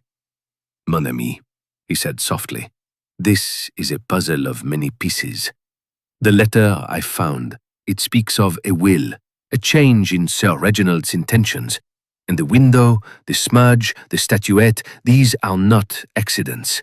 Someone in this house is playing a very clever game." Hastings frowned. "You think one of them is lying?" Poirot's smile was enigmatic. "They are all lying, Hastings, in one way or another. The question is, whose lie conceals a murder?" As the afternoon shadows lengthened, Poirot announced his intention to examine the grounds, his eyes gleaming with purpose. The manor, with its secrets and its silences, seemed to watch him, as if daring the little detective to unravel its mysteries. And Hercule Poirot, with his unerring logic and his little grey cells, was ready to accept the challenge. Chapter 4. The Questions Begin. The afternoon light filtered through the tall windows of Blackthorn Manor, casting long shadows across the drawing room, where Hercule Poirot had gathered the guests. The air was thick with unease, the elegance of the previous evening replaced by a palpable tension that seemed to cling to the velvet drapes and polished wood. The murder of Sir Reginald Ashburn had shattered the manor's veneer of civility, and now, under Poirot's watchful gaze, the cracks in each guest's composure began to show. Captain Arthur Hastings stood by the fireplace, observing his friend with a mix of admiration and anticipation. Poirot's methods, so meticulous and deliberate, were about to be set in motion. Poirot stood at the center of the room, his small stature belied by the commanding presence of his voice. His moustache twitched as he surveyed the assembled company. Clara Ashbourne, her Unshaken, and Major Ernest Blake, whose forced joviality seemed increasingly strained. Inspector Hargreaves lingered near the door, his notebook in hand, while the butler, Grayson, and the maid, Ellen, stood discreetly in the background.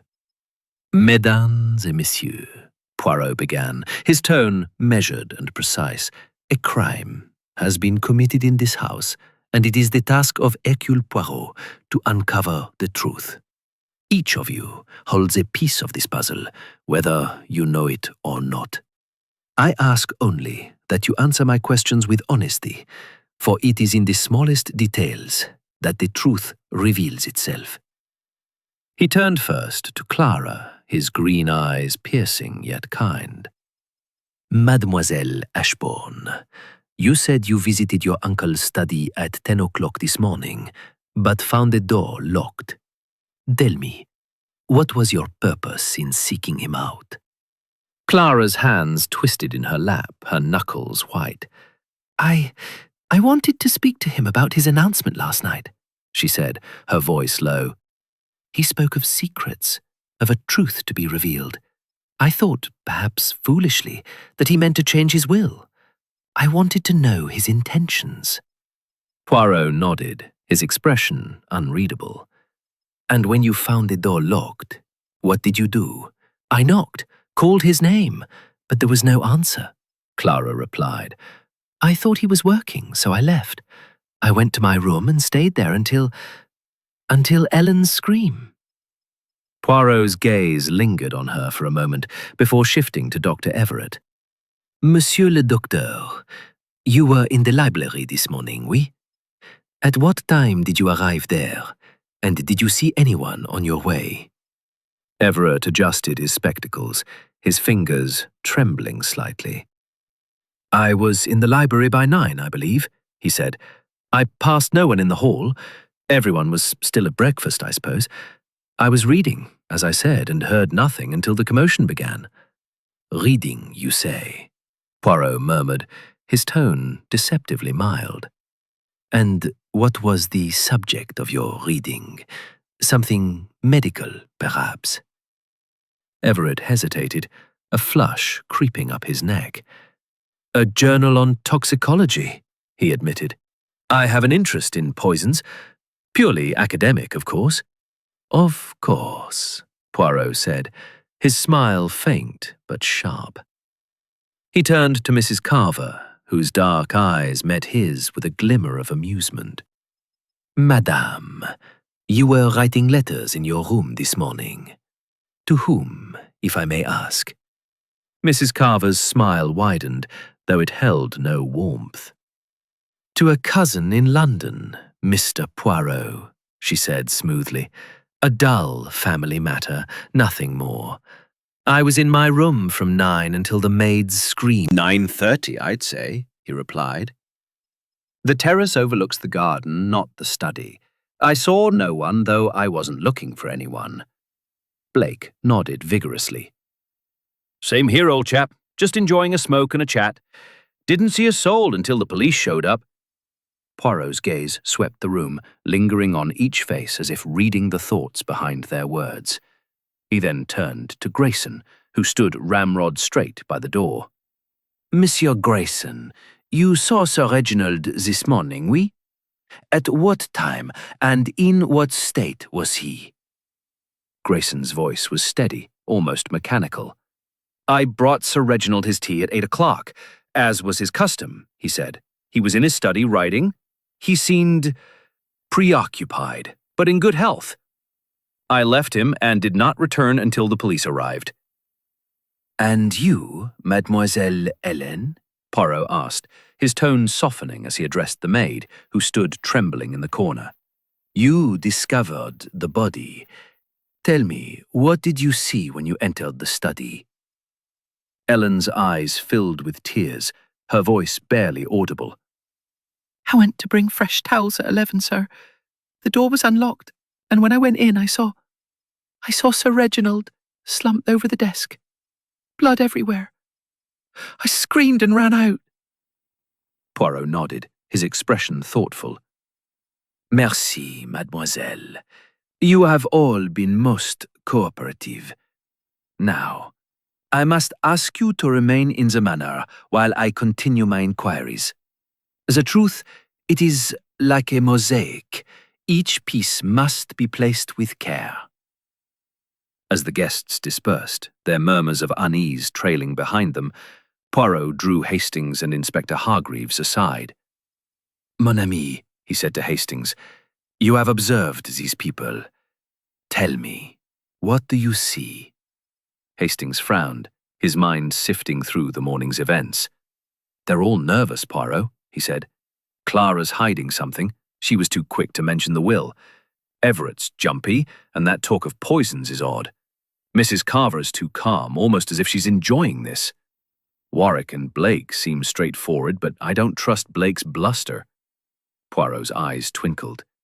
You see much, Hastings, though you do not yet see clearly. The will, the poisons, the letters, the cigars.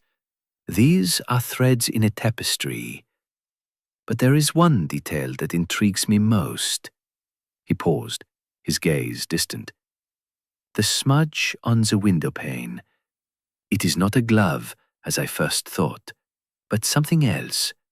Perhaps a cloth, used to wipe away a mark. And the letter I found, it speaks of a change in Sir Reginald's intentions, but it is unfinished. Why? Hargreaves snorted. You're making this more complicated than it needs to be, Mr. Poirot. Someone got angry as they had left it, the air heavy with the scent of blood and old books. Poirot moved with the precision of a watchmaker, examining the desk, the papers, the statuette. He paused at the window, running a gloved finger along the sill. Voyez, he said, pointing to a faint scratch near the latch. This is recent. Someone opened this window, perhaps to suggest an intruder, but the smudge tells a different story. He knelt by the desk, retrieving the crumpled paper Hastings had noticed earlier. It was a draft of a letter. Addressed to no one, its contents vague but suggestive. I have decided to right the wrongs of the past. The truth must be known, whatever the cost. Poirot's eyes narrowed. This is no ordinary murder, Hastings. This is a crime of passion, of secrets long buried. As they left the study, Poirot's mind was already at work, piecing together the fragments of the puzzle. The guests he knew were watching him, their alibis thin, their motives veiled. Someone in Blackthorn Manor had struck Sir Reginald down, and Poirot's little grey cells were determined to uncover not only the who, but the why. The game, as he often called it, had begun in earnest. Chapter 5. The Red Herrings. The afternoon at Blackthorn Manor deepened into a brooding dusk, the sky heavy with clouds that mirrored the growing unease within the house. The guests, confined to the manor's elegant but oppressive walls, moved with the restless caution of actors in a play they did not fully understand. Hercule Poirot, however, was in his element, his sharp eyes and sharper mind sifting through the tangle of half-truths and guarded glances. Captain Arthur Hastings, ever at his friend's side, felt the weight of the investigation settling over him, though he trusted Poirot's little grey cells to cut through the fog of deception. In the drawing room, Inspector Hargreaves had taken centre stage, his gruff voice dominating the conversation as he interrogated the guests with a bluntness that Poirot found almost endearing in its simplicity. The inspector had latched onto an obvious suspect, Clara Ashbourne, Sir Reginald's niece, whose nervous demeanour and admitted visit to the study made her an easy target. Hargreaves paced before the fireplace, his notebook flapping as he gestured toward Clara, who sat pale and rigid on a velvet settee. "Miss Ashbourne," Hargreaves said, his tone accusatory, "you were the last to see Sir Reginald alive.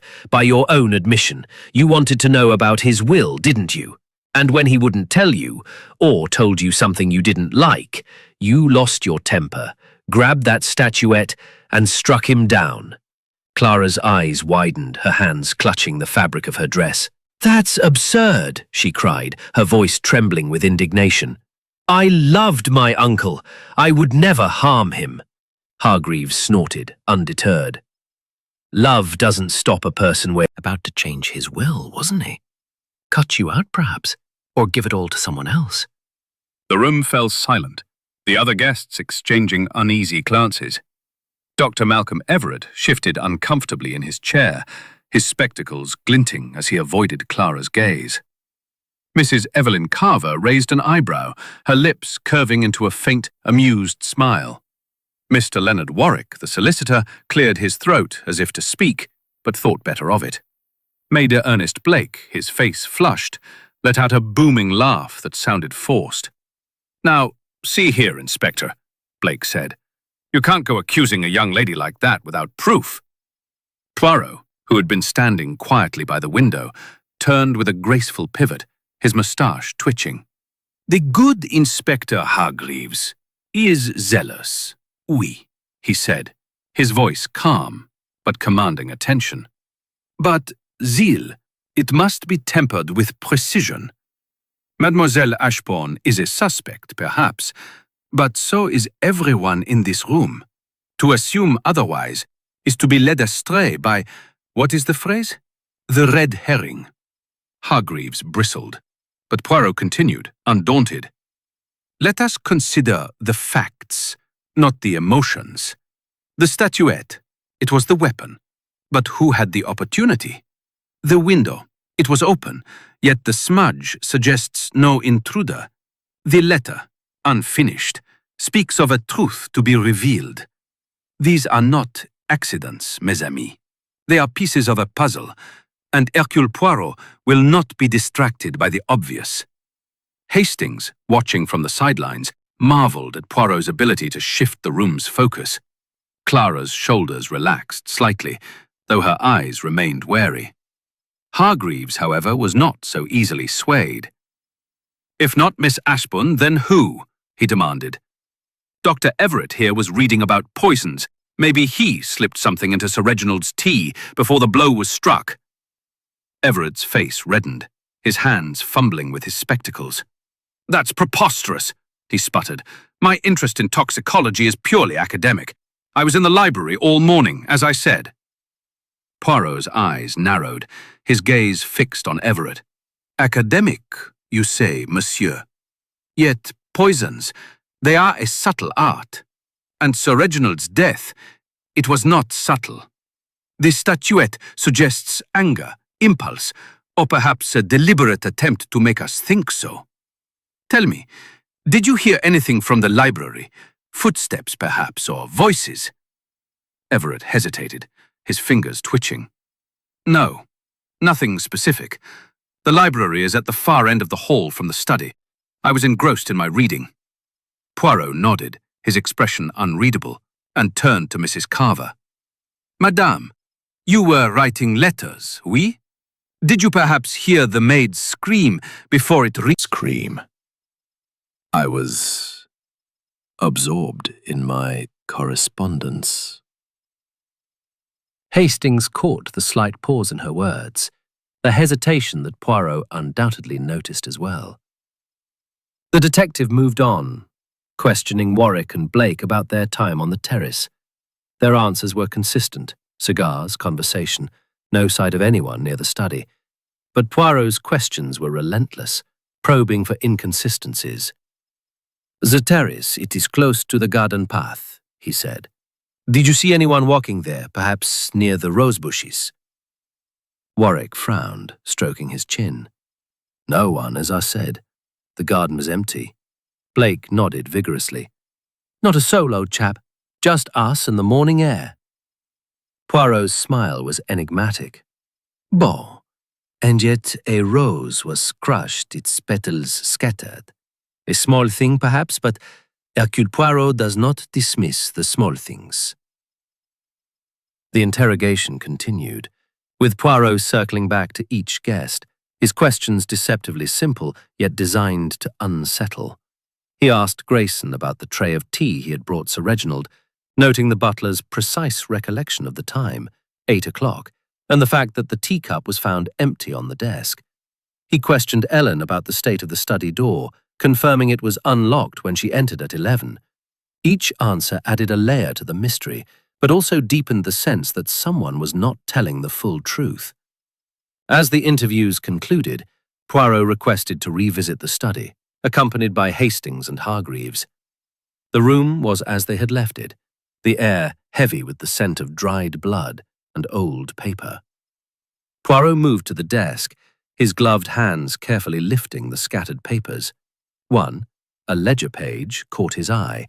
It listed sums of money, some marked with initials C.A., M.E., E.C. He tucked it into his pocket alongside the unfinished letter, his expression thoughtful. "Voyez, Hastings," he said softly. "These initials, they correspond to our guests. A financial motive, perhaps? Or another red herring designed to mislead?" Hargreaves scoffed. "You're seeing conspiracies everywhere, Mr. Poirot. I say it's Clara Ashbourne, plain as day. She had the motive, the opportunity, and she's nervous as a cat." Poirot's eyes twinkled. "The cat, Inspector, is nervous because it senses the trap. But who set it? That is the question." He moved to the window, examining the scratch on the latch once more. "This mark, it is deliberate. Someone wished to suggest an outsider, but the smudge on the pane, it is too precise, too careful. No, the killer was inside this house." Hastings frowned, his mind racing. But Poirot, if it wasn't Clara, then who? Everett with his poisons? Carver with her secrets, or Moment when the mask slips. As they left the study, the manor's clock struck 5, its chimes echoing through the silent halls. The guests, released from their questioning, dispersed to their rooms, their faces a study in unease. Poirot, however, remained serene, his mind already piecing together the fragments of the puzzle. The murder of Sir Reginald Ashbourne was no simple crime of passion, he knew. It was a carefully woven tapestry of deception, and he was determined to unravel it, thread by thread. Chapter 6. A Clue in Detail. The evening shadows stretched long across Blackthorn Manor, their dark fingers creeping over the polished floors and up the walls of the grand house. The air was heavy with the scent of wax and wood smoke, a reminder of the fire that burned low in the drawing room where the guests had gathered once more. The murder of Sir Reginald Ashbourne had cast a pall over the weekend, and the presence of Hercule Poirot, with his relentless scrutiny, only deepened the unease. Captain Arthur Hastings, standing near the tall windows, watched his friend move through the room with the precision of a chess master, each step calculated, each glance weighted with purpose. Poirot had requested the guests' presence after dinner, a meal that had been a strained affair, marked by stilted conversation and the clink of cutlery against plates. Inspector Hargreaves, still convinced of Clara Ashbourne's guilt, had retired to the library to review his notes, leaving Poirot to conduct his inquiries in his own inimitable way. The little Belgian detective stood by the fireplace, his hands clasped behind his back, his moustache immaculate despite the late hour. His green eyes swept over the assembled company. Clara, pale and withdrawn, Dr. Malcolm Everett, his nervous energy barely contained, Mrs. Evelyn Carver, her smile as enigmatic as ever, Mr. Leonard Warwick, his solicitors calm, unshaken, and Major Ernest Blake, whose forced cheer seemed increasingly hollow. Mesdames et messieurs, Poirot began, his voice soft but commanding, the truth, it is like a delicate thread, easily broken if one pulls too hard. Yet it is also resilient, and Hercule Poirot is a master at following its path. Tonight we shall examine a detail, a small thing, perhaps, but one that speaks loudly to those who listen. He paused, his gaze settling on the mantelpiece, where a small ormolu clock ticked with relentless precision. The time. It is always significant in a murder, oui? The good Inspector Hargreaves tells us Sir Reginald died between 9 and 10 this morning, based on Dr. Everett's examination. Yet there is a discrepancy, a tiny inconsistency that troubles Poirot. Dr. Everett shifted uncomfortably, his spectacles glinting in the firelight. What discrepancy? He asked. Let us consider the clock in the study. When the body was discovered, it showed 11:15, the time of Mademoiselle Ellen's scream. Yet, when I examined the room, I noticed something curious. The clock, it is a mechanical one, wound daily, and yet it had stopped not at 11:15, but at 10 minutes to 10.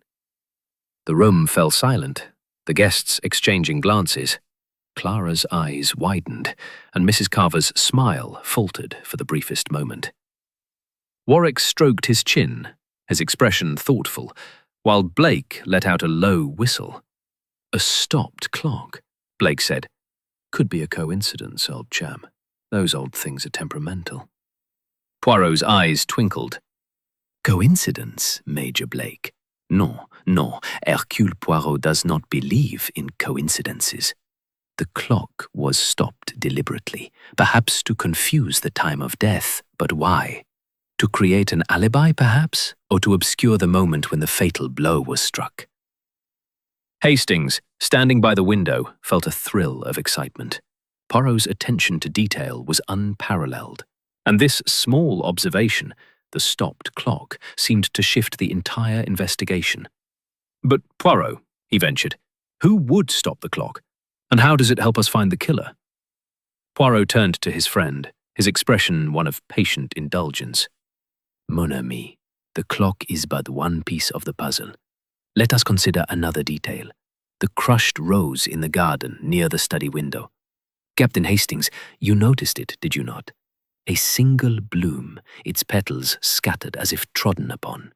And yet Messieurs Warwick and Blake, who were on the terrace, saw no one in the garden. Curious, no? Warwick frowned, his fingers pausing on his chin.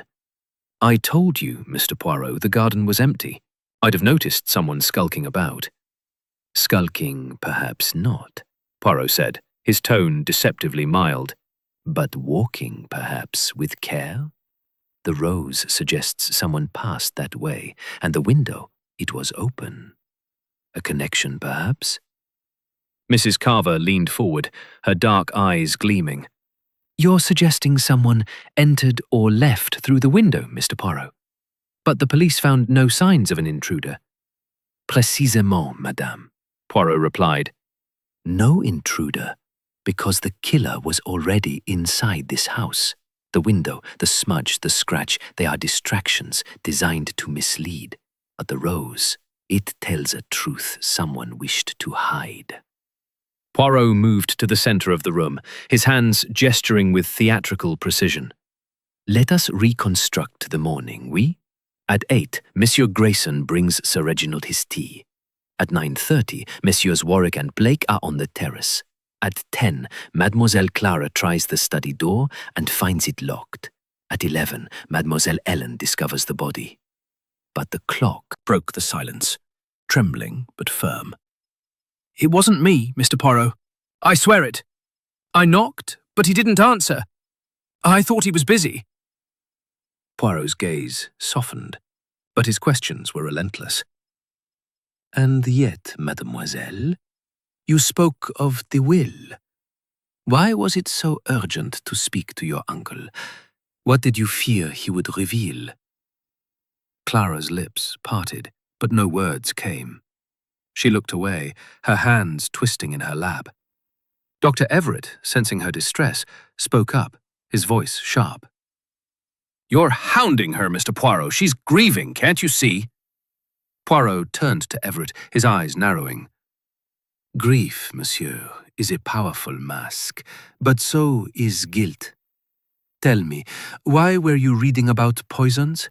Was it truly academic, or did you have other interests? Everett's face flushed, his hands clenching. "I've told you it was research. I had no reason to harm Sir Reginald." Poirot nodded, his expression unreadable, and turned to the others. Each of you has a story, a reason to be here, a secret you guard. The letter I found, it speaks of a truth to be revealed, a change in Sir Reginald's plans. Who among you feared that truth? The question hung in the air, unanswered. Mrs. Carver's smile returned, but it was tighter now, less assured. Warwick's eyes flickered with something unreadable, and Blake's laugh was conspicuously absent. The room seemed to hold its breath, waiting for someone to break the silence. Poirot stepped back, his hands clasped behind him. "For now, I ask you to reflect, to consider your own actions this morning. The truth, it will not remain hidden. Hercule Poirot will see to that."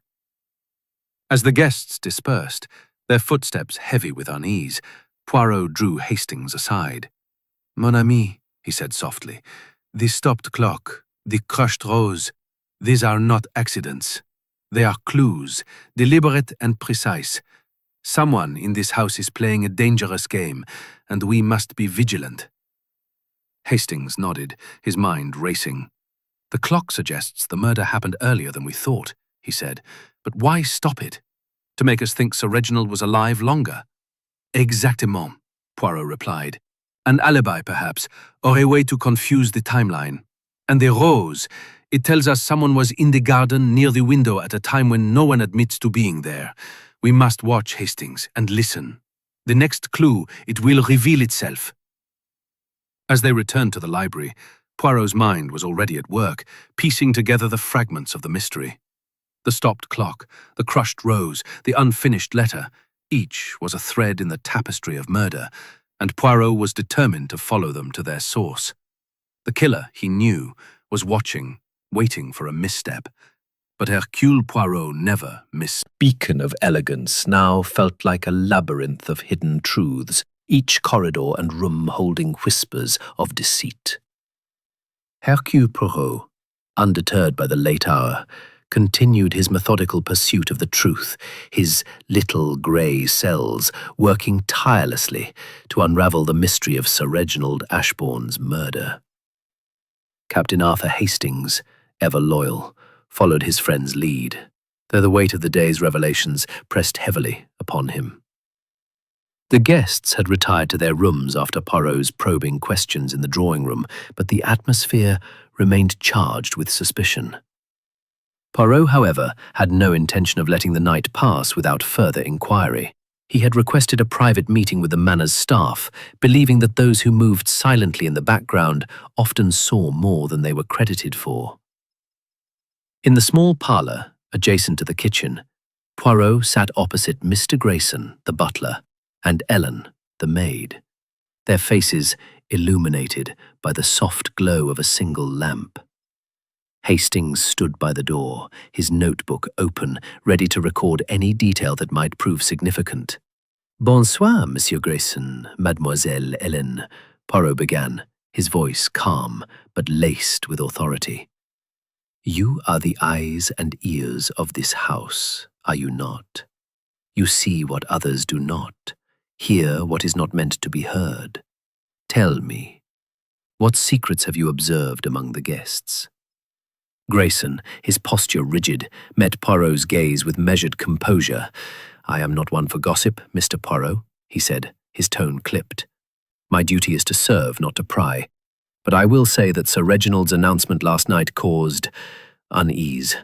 There were whispers, glances, things I could not help but notice." Poirot's moustache twitched. "Whispers, you say? Between whom, monsieur?" Grayson hesitated, his eyes flickering toward Ellen, who sat twisting her apron in her lap. "Miss Clara and Dr. Everett, sir," he said at last. "After dinner I saw them speaking in the hall near the staircase. Their voices were low, urgent. I could not hear the words, but Miss Clara seemed distressed." Ellen nodded, her voice trembling as she spoke. "I saw it too, sir. Miss Clara was near tears, and Dr. Everett, he looked angry, like he was trying to calm her, but failing. It was just before I went to bed." Poirot leaned forward, his eyes gleaming with interest. "Most interesting. And you, Mademoiselle Ellen, you entered the study at 11 and found Sir Reginald dead. Was there anything else you noticed, something you did not mention before?" Ellen's hands stilled, her face paling. "There was a smell, sir," she said hesitantly. "Not just blood, but something sharp, like perfume maybe. It was faint, but it was there when I opened the door." Poirot's eyebrows rose. "Perf Was different, heavier. I can't place it." Poirot nodded, filing the information away. He dismissed the staff with a gracious nod, then turned to Hastings, his expression thoughtful. "A conversation between Mademoiselle Clara and Monsieur Everett, urgent and distressed. A scent of perfume in the study. These are not mere details, mon ami. They are threads in the tapestry of this crime." Hastings frowned, his mind racing to keep up with Poirot's deductions. "You think Clara and Everett are hiding something? An affair, perhaps, or a shared secret about the will?" Poirot's smile was enigmatic. "Perhaps, Hastings, perhaps. But we must not leap to conclusions. The perfume, it is a clue most intriguing. We must discover to whom it belongs." Their conversation was interrupted by a soft knock at the door. Mrs. Evelyn Carver stood in the doorway, her black morning dress absorbing the lamplight, her smile as sharp as ever. "Mr. Poirot," she said, her voice smooth, "I couldn't help overhearing your request to speak with the staff. I thought it only fair to offer my own observations, as one who notices things." Poirot gestured for her to sit, his eyes never leaving her face. "Madame, your observations are most welcome. What have you noticed in this house of secrets?" Mrs. Carver settled into a chair, her movements graceful but calculated. "Sir Reginald was a man of many enemies, Mr. Poirot," she said. "Not all of them are in this room. But I will tell you this. Last night, after his toast, I saw Major Blake slip into the library. He was carrying a letter, and he looked furtive, if I may say so." Hastings' eyes widened, but Poirot remained impassive. "A letter, madame? Did you see its contents?" Mrs. Carver's smile widened, though it held a hint of malice. "I'm afraid not, Mr. Poirot. But Major Blake is not as bluff and hearty as he seems. He has debts, you know, gambling debts. Sir Reginald was his creditor, and not a forgiving one." Poirot's fingers steepled, his gaze piercing. "And how do you come to know of these debts, madame?" Mrs. Carver's laugh was low, almost musical. "One hears things, Mr. Poirot. A widow must keep her ears open if she is to survive in this world." Poirot nodded, his expression unreadable. "Merci, madame. Your information is most valuable. But tell me, where were you at 10 minutes to 10 this morning, when the clock in the study stopped?" Mrs. Carver's smile faltered, but only for a moment. "In my room, as I said, writing letters. I heard nothing, saw nothing until the scream."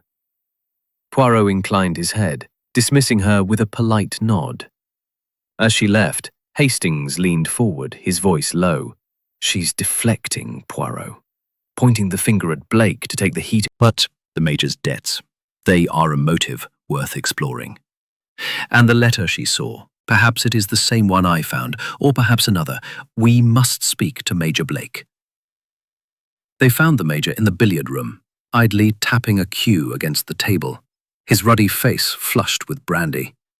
He greeted them with a forced laugh, but his eyes betrayed a flicker of unease. "Well, Poirot, sniffing out the killer yet?" He boomed, though his joviality rang hollow. Poirot's smile was polite but sharp. "Major Blake, I am told you were seen entering the library last night, carrying a letter. What was the nature of this letter, and why the secrecy?" Blake's face reddened further, his hand tightening on the cue. "Who told you that?" "Carver, I'll bet. Sly old cat." "It was nothing. Just a personal note. Nothing to do with this business." Poirot's gaze was unrelenting. "Nothing, Major? Yet you owed Sir Reginald money, did you not? A gambling debt, perhaps, that he was unwilling to forgive?" Blake's laugh was harsh, almost desperate. "You've been digging, eh?" "Yes, I owed him a bit. Nothing serious. He was a hard man, but we were square. I didn't kill him, if that's what you're getting at." Poirot nodded, his expression serene. "Bon, but the letter, Major, what became of it?" Blake shrugged, his eyes darting away. "Burned it. Personal matter, like I said." As they left the billiard room, Poirot's mind was already turning over the new information. "The Major, he is not so bluff as he seems," he murmured to Hastings. "A debt, a letter, a furtive visit to the library. And Madame Carver, she watches too closely, perhaps to hide her own secrets. The perfume, the conversation, the debts, these are lies surfacing, mon ami, and they bring us closer to the truth." Hastings nodded, though his head spun with the complexity of it all. "But Poirot, who's telling the truth? Clara and Everett? Blake's debts? Carver's eavesdropping? It's all a tangle." Poirot's smile was serene. "A tangle, oui, but one that Hercule Poirot will unravel. The lies, they are like shadows, cast by the light of truth. We must follow the light, Hastings, and soon the killer will stand revealed." As they retired to the library to plan their next move, the manor seemed to pulse with secrets, each lie a step closer to the heart of the mystery. Poirot's little grey cells were at work, and the truth he knew was drawing ever nearer. Chapter 8. The Emotional Turning Point. The night at Blackthorn Manor had deepened into an oppressive stillness, the kind that seemed to amplify every creak of the floorboards and every rustle of the wind outside. The murder of Sir Reginald Ashbourne had woven a web of suspicion that ensnared every guest. Corridor, outside the drawing room, felt the tension like a tightening coil, ready to snap. Poirot, ever the master of timing, had chosen this moment to push the investigation to a new level, sensing that one of the suspects was on the verge of breaking. The guests had been summoned once more to the drawing room. their faces pale and strained under the chandelier's soft glow. Clara Ashbourne sat rigidly, her hands clasped so tightly her knuckles gleamed white. Dr. Malcolm Everett's nervous energy had escalated, his fingers twitching as he adjusted his spectacles repeatedly. Mrs. Evelyn Carver maintained her cool detachment, though her eyes betrayed a flicker of unease. Mr. Leonard Warwick, the solicitor, sat with his usual calm, but his gaze was sharper, more guarded. Major Ernest Blake, his joviality all but extinguished, nursed a glass of brandy, his ruddy face drawn. Poirot stood before the fireplace, his small frame commanding the room with an authority that belied his stature. His moustache was immaculate, his green eyes gleaming with the quiet intensity of a predator closing in on its prey. Mesdames et messieurs, He began, his voice soft but resonant. we have spoken of secrets, of lies, of motives. But now we must face the heart of this matter, the emotions that drive a man or woman to commit murder. Someone in this room knows more than they have admitted, and Hercule Poirot believes that the time for silence is at an end. He paused, letting his words settle over the room like a heavy fog. The guests shifted uncomfortably, their eyes darting to one another, seeking the betrayer among them. Poirot's gaze settled on Clara, whose breath hitched audibly. Mademoiselle Ashbourne, he said, his tone gentle but unyielding. You have spoken of your love for your uncle. Yet you feared his announcement about the will. Why? What truth did you dread? Clara's lips parted, but no sound came at first. Her eyes, wide and glistening, darted toward Dr. Everett, who froze under her gaze. I didn't dread anything. She stammered, her voice barely above a whisper. I only wanted to understand his intentions. He was acting strangely, talking of secrets and legacies. I thought he might disinherit me. Poirot's eyebrows rose slightly. disinherit you, mademoiselle. And why would he do such a thing?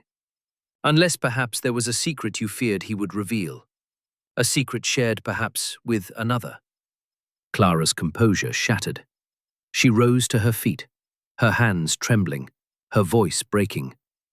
It wasn't like that, she cried. I was afraid he knew about Malcolm and me. I thought he was going to expose us, to ruin everything.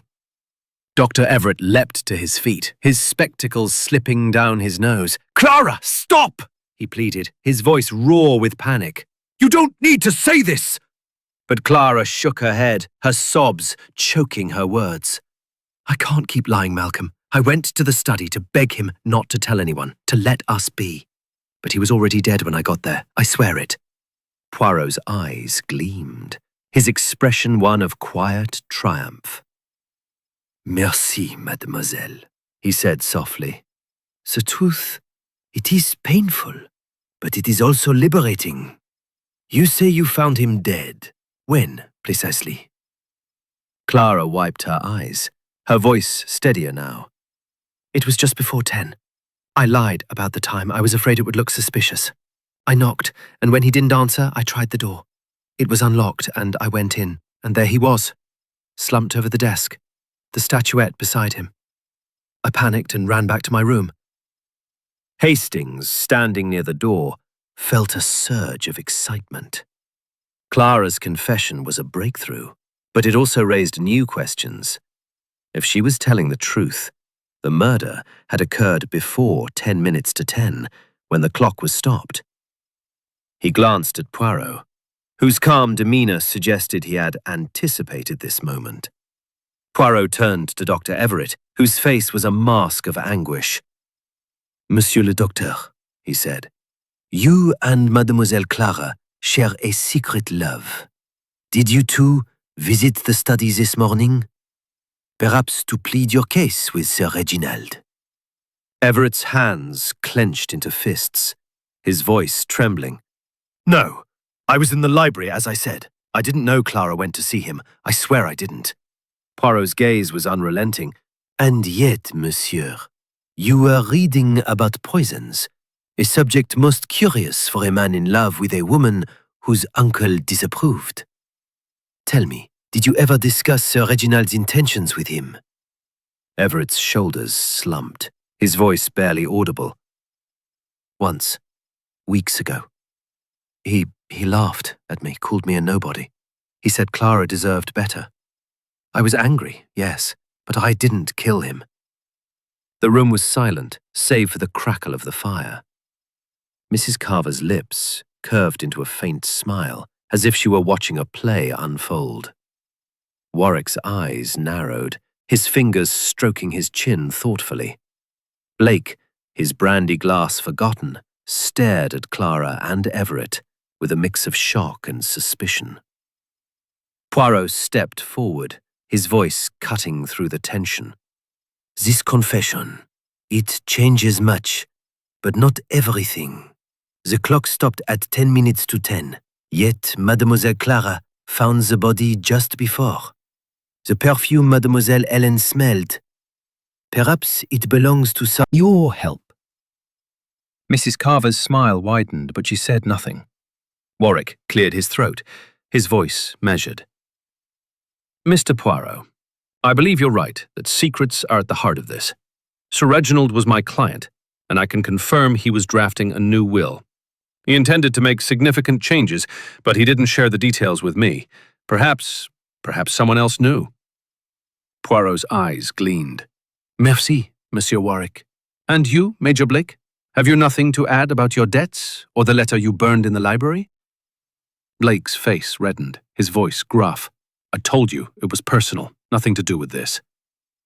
Poirot nodded, his expression serene. "For now, we pause. But know this, mes amis. The truth is like a tide. It cannot be held back forever." As the guests dispersed, Clara and Everett clinging to each other, Hastings followed Poirot to the library. "That was a breakthrough, Poirot," he said, his voice low. "Clara and Everett's affair. It gives them a motive, doesn't it?" Poirot's smile was enigmatic. "A motive, oui, but not the only one. The confession. It is a crack in the wall, but the wall still stands. The perfume, the clock, the letter. These point to another hand, perhaps. We must be patient, mon ami, for the next crack will bring the wall down." As they settled into the library, the manor seemed to pulse with the weight of unspoken truths. Clara's confession had shaken the foundation, but Poirot knew the killer was still hiding, their mask intact, for now.